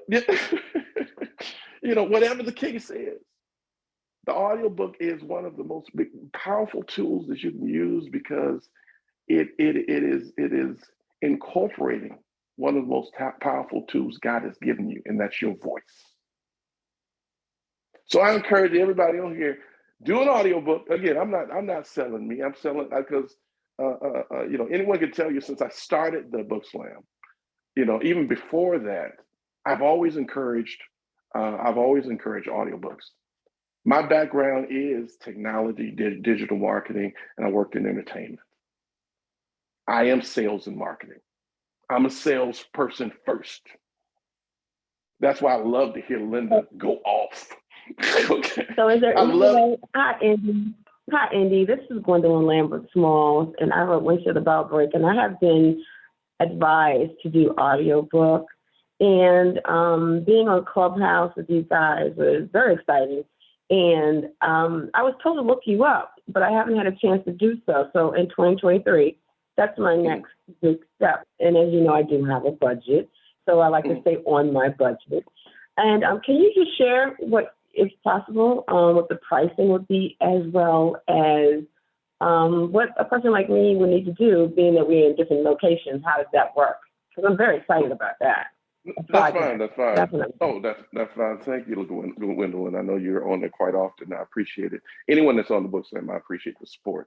Whether it's for what's the name's night, LaQuita's night, or anybody. I know Jacqueline. I'm just joking. I'm just joking. He didn't say what's her name. Did he say what's her name? Okay. I'm just joking. But the way audiobooks work. Smoke. The way audiobooks work, first of all, there are 3 different ways that you can record it. Number one, if you have a smartphone, okay, anything that's, I know iPhone, okay, I don't know Samsung and all the other phones, but anything as far as model and brand, but if anything over like an iPhone 10 on up, you probably can use the iPhone, like an iPhone 8, which I've had somebody use. The quality just not at that level, but a 10 and up is probably fine. Secondly, you can also use a microphone. Okay, almost everybody has a podcast or thinking about starting one. Microphones are great because they have built-in condensers, so they help to eliminate a lot of the external noises and so forth. The one thing I can forewarn you about with the iPhone is that, with the smartphones, I don't care if it's an iPhone or Android, iOS or Android, the deal is, smartphones pick up everything. So I have someone rocking in a chair. I asked her, I said, "Are you rocking in a chair?" She was like, "How'd you know?" Because I heard. It was so light. But it picks up everything. If a dog is barking down the street and you can hear it, that phone is going to pick it up. Even if you can't hear it, you might hear something at the distance. That phone it can pick it up. So with the phones, you want to make sure that you find a place that is kind of insulated. I often recommend closets, for example. Go into a small closet. The reason that I say closets is that between the drywall and the clothing, it helps create a buffer.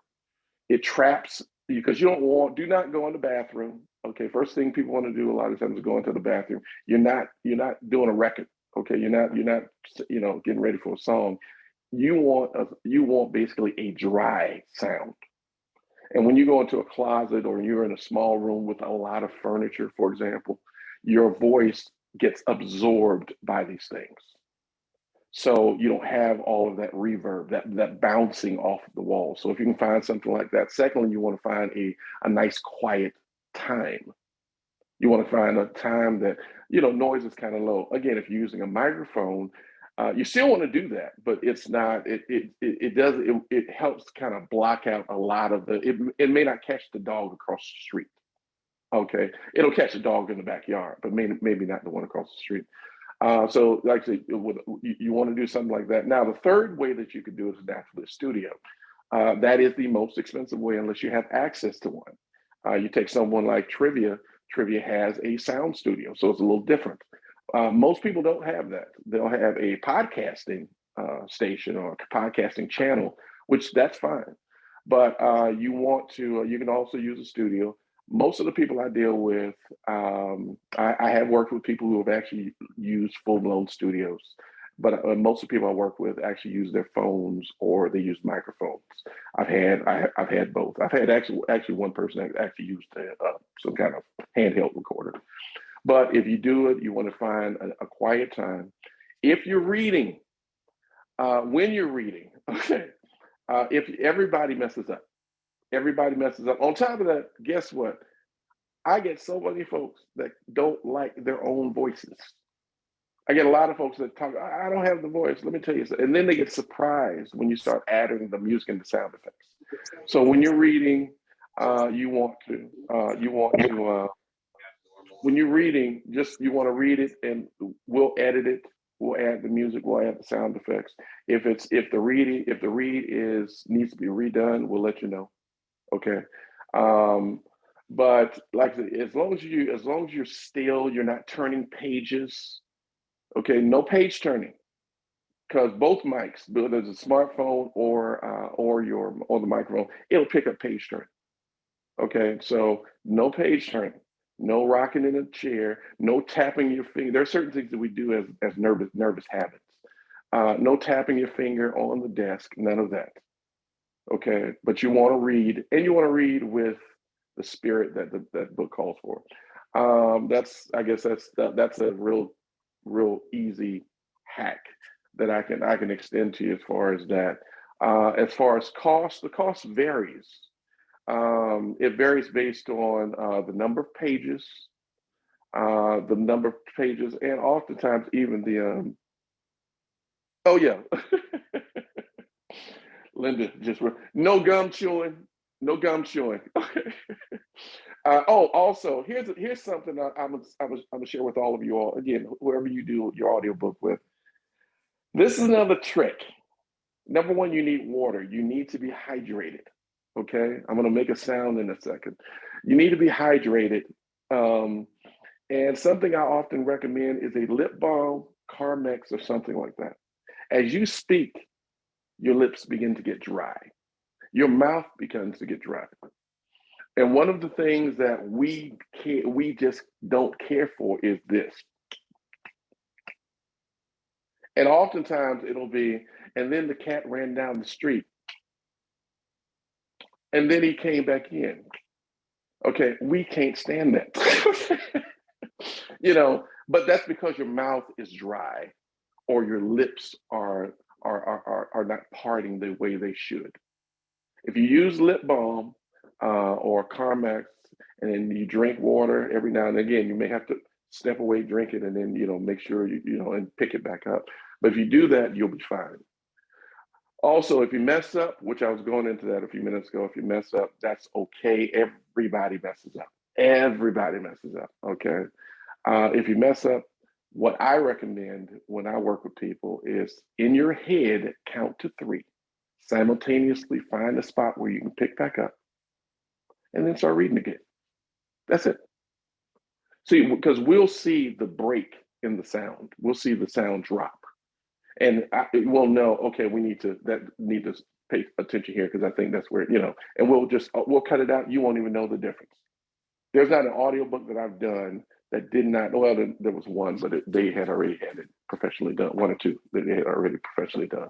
But there's not an audiobook that I've done from an actual author or voiceover person where there was no error. There was absolutely no error. So like I said, if you mess up, everybody does it, it's fine. Again, going back to cost, it varies.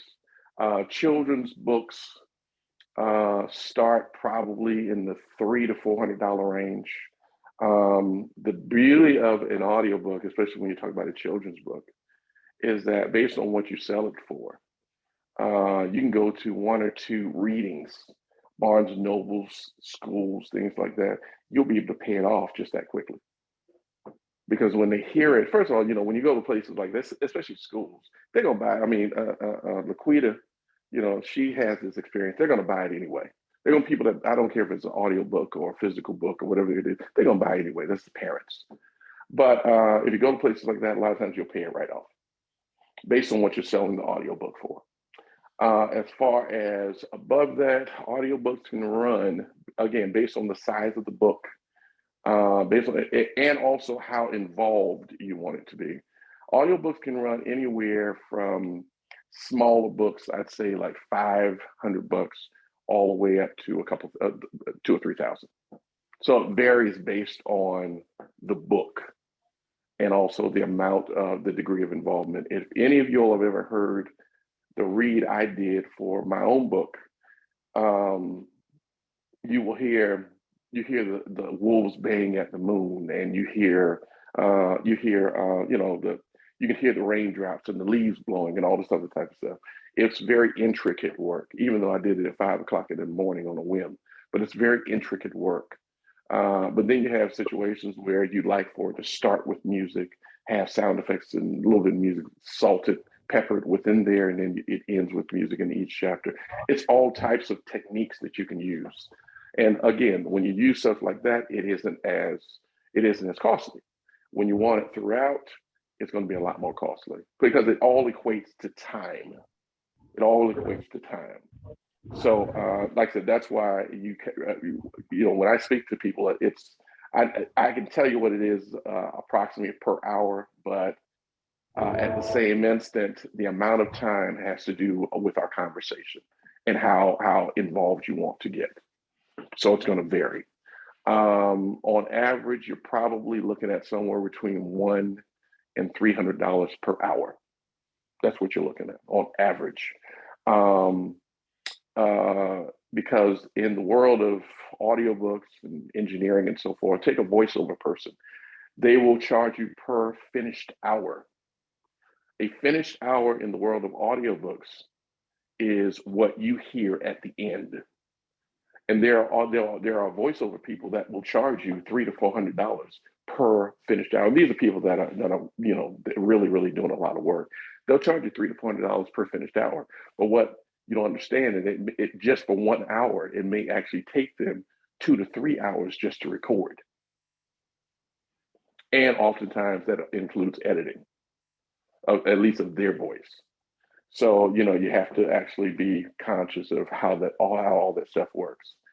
But yeah, it can be, the range is it's vast, it's very broad.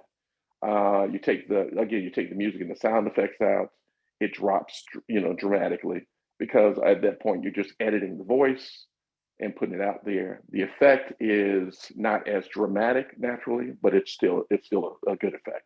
Okay. So hopefully that answers your question, Gwendolyn. But yeah, that's in a nutshell. Those are just a couple of things that you can consider. How long does? Oh, okay. As far as, since I'm talking about it, just if any of you have questions, you figure a 100-page book. I'm sorry, Indy. I don't want to interrupt you, but we're getting to the end of our time. That's fine. I apologize. And America's Supermom still has to. No, go ahead. But listen, this is really, really great information. Reach out to Indy if you have questions, and he can help you with your book, whether it's an audio book, even a book trailer. He has done both for me and for other clients that I've had, and he has done an amazing job. So reach out to him. And again, if you have questions, you can put them in the chat too. And he can see those questions and connect with you and answer those questions. That was amazing. Thank you so much. There's a lot that goes into writing a book, not just writing a book. You just write it and that's it. You write it, you publish it, you market it. And then what do you do? Who do you talk to? What do you do with how do you increase your network? So you collaborate with people, and how do you do that? Well, America's Supermom is going to tell us that. She has been amazing. She has been an amazing sense of resource for me, some amazing connections. And I'm telling you, when she connects you, it's not some shabby connection either. It's not somebody that you have to worry about, because it's kind of like E.F. Hutton. When she speaks, people listen. So just the fact that you have people who are like that, the character speaks a lot. So if she recommends somebody to me, I don't have to do a double check. I don't have to do a background screening because of who she is. And she has proven herself time and time and time again for me to be consistent. So her, you know, I know Sam Marie through American Supermom. So I've published a lot of people's books through American Supermom, through her referral. So and also podcast shows and interviews, international and nationally. So without further ado, American Supermom, please, you have the floor. Well, thank you so much. And I love being in a room where everyone is passionate about their craft. So I love taking notes, and I feel like I can learn from everybody. So the more people start sharing, the more I'm writing down. So thank you so much for having me today. I do need to share screen. Is that possible for me to do that? To present what I have? So just quickly while we're doing that, thank you so much for your kind words, Laquita. I'm kind of in between with this voice of mine. I've had kids that are sick, but I am known as America's Supermom. I'm the mother of 15 children, and we still have 10 that live at home. And so things can be kind of chaotic. It's getting closer to Christmas. Everybody's excited. My mom is coming next week, so it's a lot going on in the background. But I am really excited to be here and to share how really we can work smarter and not harder. So I actually met Laquita through a Facebook Live. So I was at this point where I was really just kind of getting started with my business and coaching. And so I was on a Facebook Live. I was on someone else's platform through a Facebook group. And I just wanted to mention this really quickly because that is one way that we sometimes even overlook the fact that you can actually convert your clients on social media. So that is how we first got connected. So we're going to be talking about when we're thinking about, you know, our book and networking, you know, it really starts with having our goal in mind. And so anybody who knows me, one of my goals is to collaborate with Oprah Winfrey and Jimmy Fallon. A little bit about my journey was I struggled for 13 years with depression. And it wasn't even the fact that I thought I was depressed, because I thought depression was someone who lays in the bed, doesn't have any motivation to do anything. So the fact that I was juggling lots of tasks and getting kids here and there for soccer, after school activities, I didn't even have it on my radar that I was depressed. And so I am now passionate about sharing the strategies and lessons that I've learned with other women so that they can avoid what I went through, and just to help them work smarter and harder and learn how to collaborate rather than compete. So when you think about your book, your business, and using this in a way that you're going to move the needle forward for yourself, you want to think about, why is that? What is my goal in getting that accomplished? And you know, I look at Oprah Winfrey and Jimmy Fallon as an overall goal. So to me, the things that I do every day are just getting me more equipped to be at the table with them when I do meet them. And so some of the things that I'm passionate about, in addition to sharing my story, is connecting with other women and programs and things so that I'm able to share my insights in order to help them and their vision. So one of the things I'm doing is speaking out about pancreatic cancer. I have the platform of Clubhouse that I have a club that I co-founded with a pancreatic cancer survivor. So we are actively raising funds for that charity for a walk that will take place in April. In addition to that, I feel like although I have a podcast, although I've written a book, although I speak here locally, I still want to be able to carry that message. So I also have a live stream TV series that will be launching its second season in January.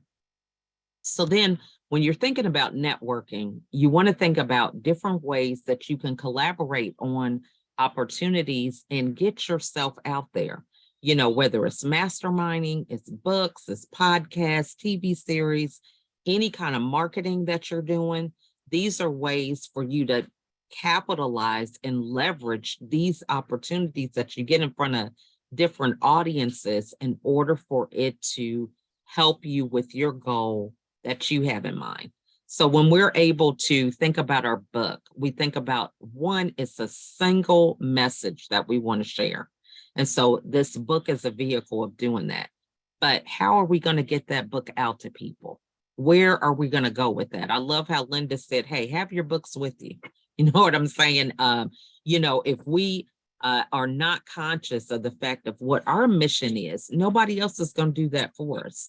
So when you are passionate about what your message is, passionate enough to put it in a book, then you should be passionate enough about carrying that message to others. And so these are some different ways that you can collaborate and you can network in order to build your brand and really get some more exposure for your book and for yourself. So when you think about networking, it really leads to profitability because there is a method to doing it and doing it smart. So you might have a book, you might have a podcast, you might have a club on Clubhouse, you might have a group on WhatsApp, Facebook. It doesn't matter about the different things. Maybe you have a newsletter on LinkedIn, right? You could have all these different things, but how are you leveraging those different platforms in order for you to accomplish your goal of selling your book, getting more speaking engagements and things of that nature? So I'm using the acronym SCALE. So the first thing is having a script. Now, Laquita knows this really well because whenever I meet people, I have a script. You know, I do it in real time. If I'm on a Zoom call, such as this right now, I meet somebody, I'm in the background connecting them on LinkedIn or Facebook or wherever I'm connected with the individuals, and I have a script to do that. Now, when I say script, you know, there's these things that we get on social media, at least I do. Hey, I help coaches generate thousands of leads, whatever. You know, that's not the kind of script I'm talking about. I'm talking about what is it that you're connecting them for and how can you help them? What was it that led you to think about the other person? Anytime I hear somebody saying, oh, I need to write a book, or I've been kind of thinking about it, I say, oh, I know the right person for you. And I immediately have that script together. Hey, Laquita, I met Jane. She was on Clubhouse. We were in a room talking about vulnerability. She feels that she might have a story to share. Now, I'm not trying to close her on writing a book because I know Laquita can do that. That's not my specialty. So when you think about introductions, you want to think about who can you get that person in front of so that they can continue to move forward in whatever their goal is. That's where the magic happens, because when Laquita connects with that person, oh yeah, I know Lachelle, I just published her book. You know, we worked together on this project. We just did a Zoom call. Really, that's an opportunity for people to learn more about you without you saying it. So that's the importance of scripts. I love that you guys talked about QR codes. QR codes is a form of having a script. On that QR code is either a link to your website, a link to your Amazon page where someone can order your book directly. You can put it on your background on a Zoom call. You can make your own virtual background and put your QR code on there. So everybody else is in the chat. You just say, oh, you know what? My code is back here. Just click it and let's connect. Okay. So that's the thing with scripts. The next thing is collaborations. You know, you really can't go very far doing it by yourself, and you're going to get tired. You know, if you don't have any energy, if you want to take a day off, your business is going to take a day off. But when you learn how to collaborate with other people, you have a larger audience to reach and you have more people working with you in order to spread your message. So connecting with like-minded people, Not only do you have your platform, but you have their platforms. You know, as you look at this event that we have now, we had 4 speakers, well, 5, including Laquita. So if we all shared this event on each of our platforms and tagged each other, that's getting more exposure for one event that we're at in 2 hours. We're getting all these people to see what we're doing and having access. So then what do? We tag the person and we comment. We can go back even after the event for any posts that we had. It's like a press release. Oh, I love that event that we had. That QR code, that took it over the top in profitability. Now, you don't want to tell people too much because then you want people to get into the chat and engage. Wait a minute, what was it that you learned about a QR code? I'm glad you asked. Here's my Calendly link. Let's get together and connect because I would love to share. I can't even write it all out in this chat. So let's get together. So that's collaboration. The next thing is automation. When you think about the notifications that you receive on your Instagram, LinkedIn, Facebook, you know, one of the common things is someone's birthday, or it could be their anniversary or something like that. Create graphics that automatically have those things noted. So for this one, I have congratulations on your hard work. So I spend a lot of time on LinkedIn. LinkedIn talks about people getting promoted, starting a new position. So you create a graphic and you send it individually to whoever they remind you or notify you is doing something phenomenal. And so this is a way that you stay top of mind because your picture is associated with this message that you're congratulating them on. So you can do it for thank you for the endorsement. Have a great birthday. Happy holidays. Happy New Year. Happy Valentine's Day. You get the point. So every time something comes up, when you're taking this opportunity to reach out to people in your network, you're able to just keep your face in front of them. Eventually, they're like, man, you know, she is always sending stuff to me. Let me check her profile and see what she's doing, right?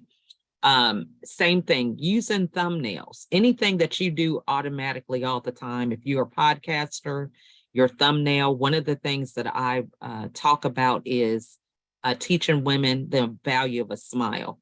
And so for me, smile are the 5 pillars to help us on our mental wellness journey. And so I add that to my thumbnails.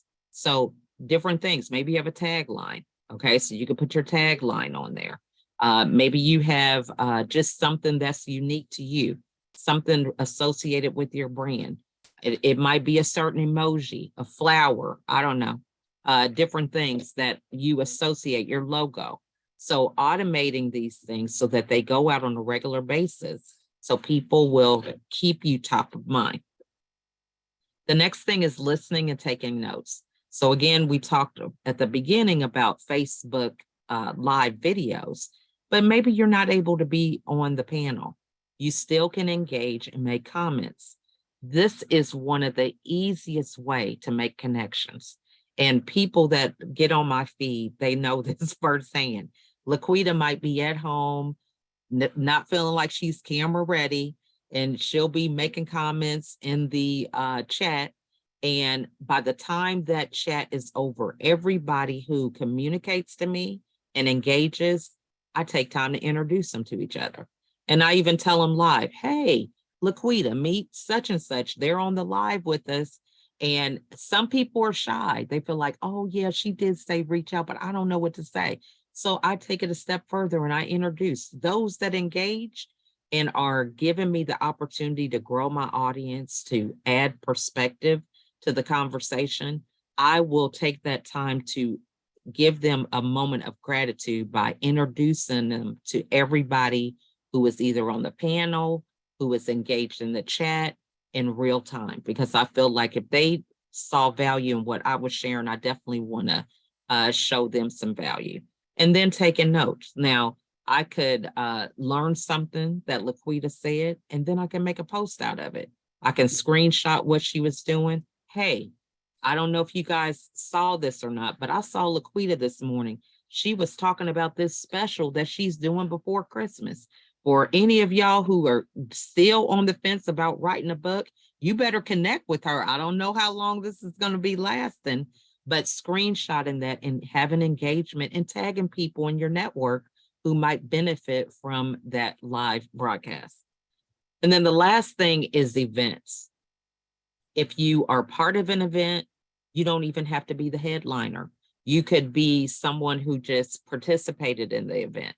You know, maybe you learned something, a takeaway. You can put that in the chat or the thread of the event when it was promoted, or you can create your own graphic, or you can tag something that you already created.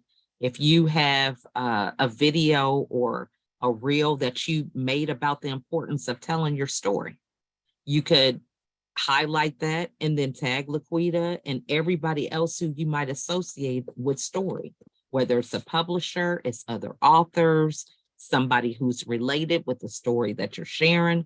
There's just so many ways that you can begin to have something continue to duplicate and multiply itself without a lot of work. Events are also a good way for you to borrow other people's platforms. You know, a lot of times we just think, you know, we write a book and we're going to be the next best-selling author, and that's good. Okay. We got to have positive mindset, but there are thousands of books that are published every day. And so we are competing against a lot of people who are out there with messages, even sometimes on the same topic.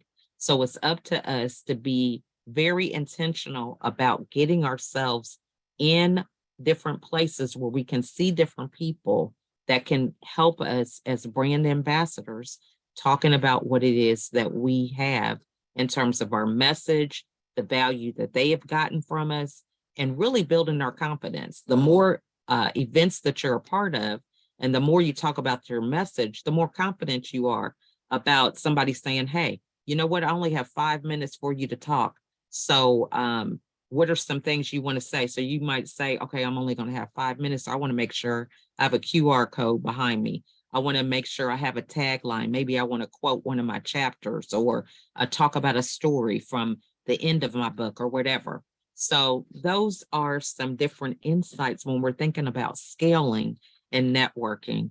And lastly, I would like to conclude with an invitation for anybody who has any questions, would like to know more about how they can create their own strategy, to connect with me. I'm on all social media platforms, and if all else fails, you can connect with Laquita and she can connect us. So thank you so much again, Laquita, for giving me the opportunity to share. Thank you so much. I need to schedule a strategy session. Listen, if you guys have not had the opportunity to schedule a strategy session with America's Supermom, you are truly doing yourself an injustice. I'm telling you, 30 minutes and she will have you jumping across the moon. She will give you so many ideas on how you can scale up in your business. And this is, it's some amazing, and I'm not talking about things that I have not experienced. Anybody who knows me now knows that I only talk about things that I know about. If I am connecting you with people, it is people that I've had experiences with. And these are my own experiences. I am very particular about who I connect my brand with. America's Supermom knows that. Linda knows that. Indy knows that. Everybody on this call who knows me knows that.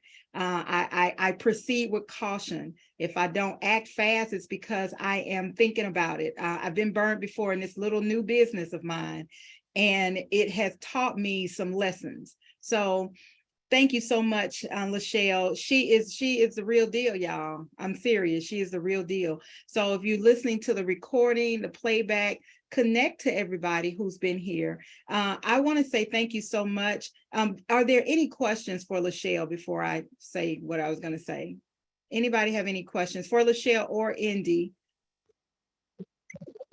I've sent Indy a direct message, and I will be sending Supermom a thank you, and also I'll be contacting her. Thank you. Thank you. Anybody else have a question? I thought I heard somebody. Okay.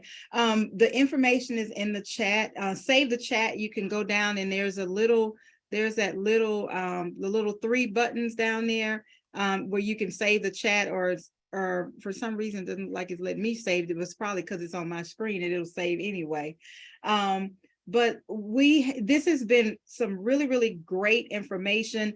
And it's an opportunity for you to jumpstart your 2022. So we've talked about publishing made easy. 2023, there is no reason why you can't get your story out. Don't look at it as, oh, it's finance. I don't have the finances. Look at it as an investment. It's an absolute investment because you will get a return on your investment. Everything that I've put in, I've gotten a return in one way or another. It may not be money, but I have the collaborations that I've gotten and the opportunities that I have through Lachelle, through a connection that I got from Lachelle. How connections are powerful. I met Lachelle. Lachelle connected me to Barbara Beckley. Barbara Beckley connected me to the Global Women. Now, I am no longer a part of the Global Women Network, but out of that came my connection with the director of the Belgium Global Women Network. And from there, I started out as a contributing writer for the I Am International magazine, and some of your books have appeared in that magazine. Not only am I a writer for that, I am now a sponsor for that magazine, and I have a partnership with them. So that's from Lachelle, that's from one connection. So if you don't think there's power in networking, if that's your attitude, then you have done yourself a disservice. If you don't think that taking the time to collaborate, and it doesn't matter, people do the same things, but you just need that one. So collaborate. There is absolute power in it. And through I Am Magazine came my connection with my co-host for My Power of the Story, and she's in Australia. And through that, so now I can say I'm international because I have multiple connections, international connections, and they may not seem like they mean much, but when you talk about spreading your brand, spreading your message on a global level, it means a lot. Okay, so think about that. Reach out to Indy, reach out to Lachelle, reach out to Linda, reach out to Kim. Kim don't like people. She told y'all she doesn't like people. She is truly a background person. So if you want to reach out to her, reach out. You have to do that through me, okay? Through Pay-Per-View Publishing, and I'll save you from your feelings being hurt, and I'll save you. She is going to edit your manuscript, but she is straight no chaser. So I'm saying that live, is recorded, and she knows that I'm telling the truth because she will have some conversations, and if she tell you no, she mean no. She's not gonna do it. So reach out to me. Don't try and bypass me now. Don't try and do it, because she's gonna redirect you back to me, and she's gonna call me and say, now I wouldn't dare. she's gonna say, now who is Jacqueline? who is that? She was like, did she go through you? Because she sent me a message. So I'm just telling y'all, that's just how it is. Y'all, she telling the truth, because somebody complained to her that they sent me a friend request. Yep. And I was like, well, why would they send me a friend request directly? I don't know, because I was like, they was literally complaining. Well, I sent her a friend request, and she didn't and I had to go back and check, and she didn't answer. I sent her a friend request like 6 months ago or what. I was like, well, why would I respond? I don't know who the hell you are. Right. They went to her complaining, and so I had to go through my friend request, and I was like, oh yeah, I don't know this person. Well, why would they reach out to me directly? And I had no knowledge. So yeah. They were trying to go around. So sometimes people think that if I go around you, maybe I'm going to get a better deal from what you can give. And that's incorrect thinking. So don't do Same thing with me last night. I woke up, Mama quit out her sleep because somebody tried to send me a message. I was like, I don't know this person. Do you know who this person is? Because there's a mutual friend. Oh, you don't know me? I'll block. I don't know you. You're not going to get through me. Exactly. No, thank you. Yes, and it's a team. And so with Pay-Per-View Publishing, we help you take your story from a thought to a realization. And all of the people that you've heard from are a part of the Pay-Per-View Publishing team. And it takes a whole team, and I'm very, very happy to be connected with these people. I've done audiobooks, enhanced audiobooks with Indy. I've done trailers with Indy. Some of my clients have done it with him, so I can attest to the caliber of his work. I've done work with America's Supermom. We've collaborated. We've been on platforms speaking. Listen, I knew this lady for a half a second, and she called me and said, "You want to be on this platform?" I said, "Okay." Before I could get it out good, that was my very first live event she pulled me into, and we've been rocking and rolling. When I tell you she threw me in the water, she was right there now to help me. I was like, "I don't know how to do this." And she was like, "Okay, we're going to do this way." And remember with Carla and Felicia, and I was like, "Okay." And it was a similar, like it was a boot camp. It was actually a boot camp. But it turned out some wonderful, wonderful connections from there. And it has gone uphill. It has been uphill, and that's in a good way. Because sometimes when you're going downhill, you're hitting stuff and you're going so fast, you don't have time to appreciate the connections. So I was going uphill with that. So listen, thank you guys so much. I want to be respectful of your time. It's 12:15. There has been an abundance of information. There is no reason why, if you're listening to the sound of my voice, there is no reason why you cannot publish your book, write your story, sell your product. 2023, the only thing that will stop you is you, because you have all the tools right here. You have the publisher, you have the editor, you have the sales phenomenon, you have the marketer, you have the network. That's all you need. That's the bubble. It's right there. And we can also help you find ways. I have a podcast. So you need to be interviewed on a podcast to jumpstart your project. I can interview you. I have a radio show. I have a Power of Your Story. Lachelle has the has the Elephant Strategy Group. There's so many different things. If you're on this call and your book or your product has gone nowhere, it's your fault. That's it. That's the truth. It's your fault, because here are these services right here. And I didn't say they were going to be free. Some of them, there are some things that are free, but anything that's worth having is worth investing in. And I've had so many people to come back and say to me, "Laquita, thank you for helping me invest in myself. Thank you for helping me invest in myself." I do it all the time, and listen, and I'm just going to say this, the prices will change next year. I will not be working for 15 cents an hour next year. They will be changing. So you've heard it now. You have an award-winning publisher right here, Woman of the Year. And she is not, you're right. We're not eating bologna sandwiches and potato chips this year. Only if we want to. Moving on up, moving on up, moving yes, on up. To the big sky, to the the deluxe apartment. And I know Indy is quiet down there, and I know he can appreciate that, because we move it on up to the big time. But seriously, listen, the 100% of everybody living in dead has a story. What's your story? Your business story, your personal story. What's your story? Tell your story this year. Get that story published. If you've been working on your story for 5 years, don't go 6 years. All right. America's Supermom, Linda, Kim, or Indy, any closing words before we bid these people a good farewell and have a great Saturday? Laquita, this was an awesome boot camp. Thank you so very much. Thank you, everyone. Thank you, Linda. I've Indy? enjoyed it. Go ahead.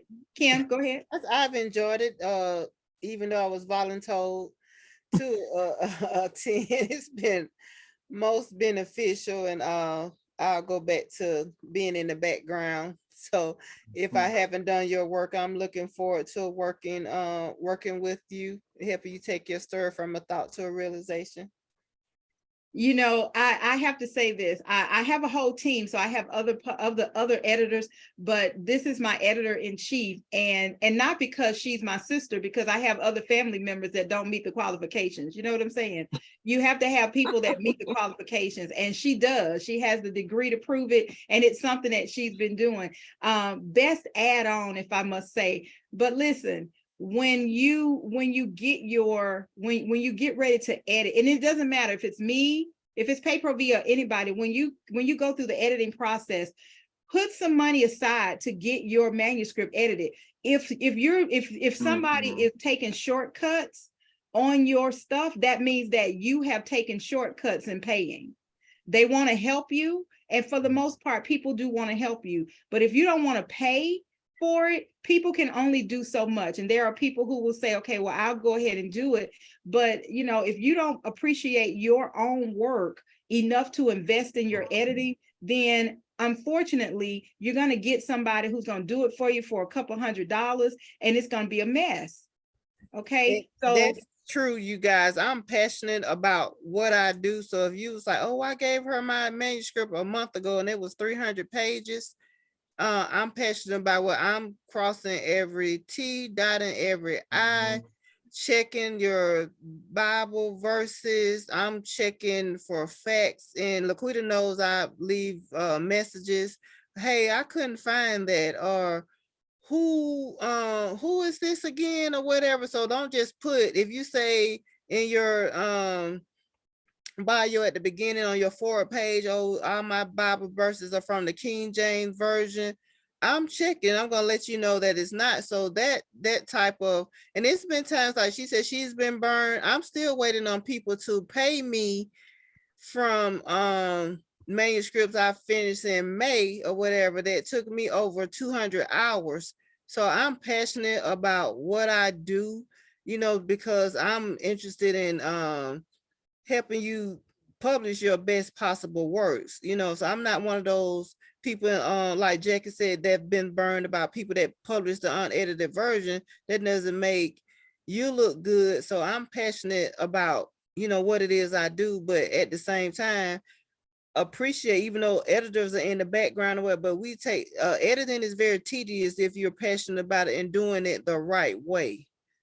So just be mindful of that when you want to have a book, your book edited, and you get the price about, you know, you get the price of the editing time, you know, based on the page, or, you know, how editing a whole 200-page manuscript is different than editing a children's book. So be mindful of that when, you know, people, you get, you know, get the rates or whatever, because if somebody say, I'm going to edit your 200-page book for $100, they ain't did nothing but get handed back to you. proofread it. Right, proofread it. Thank you, Kim. Indy, did you want to make a last comment?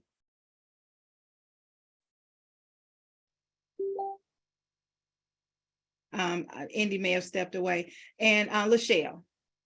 I just want to say thank you so much, Laquita, for having me. And I just want to commend everybody for being here, because, you know, the new year is quickly approaching, but being intentional is powerful, because what you put your attention on determines your direction and your behavior. And so it starts with us making up our mind how we want to show up for ourselves. And so just being here, taking that time to even inquire about what 2023 could be looking like for you, I think that's commendable. So celebrate yourself and just keep putting one foot in front of the other. And happy holidays to everybody. Yes. Merry Christmas. Thank you so much. You guys have an amazing day. Go out, go do some shopping, whatever it is you need to do, because Christmas is just next week. Next Sunday, actually. So happy holidays, Merry Christmas, Hanukkah, whatever it is you guys celebrate. I like family. We celebrate family, and we do family big on this side. And I'm hosting Christmas Eve, so it's gonna be fun. So with that being said, have a good day, everybody. Thank you. Thank Thank you. You're welcome. you.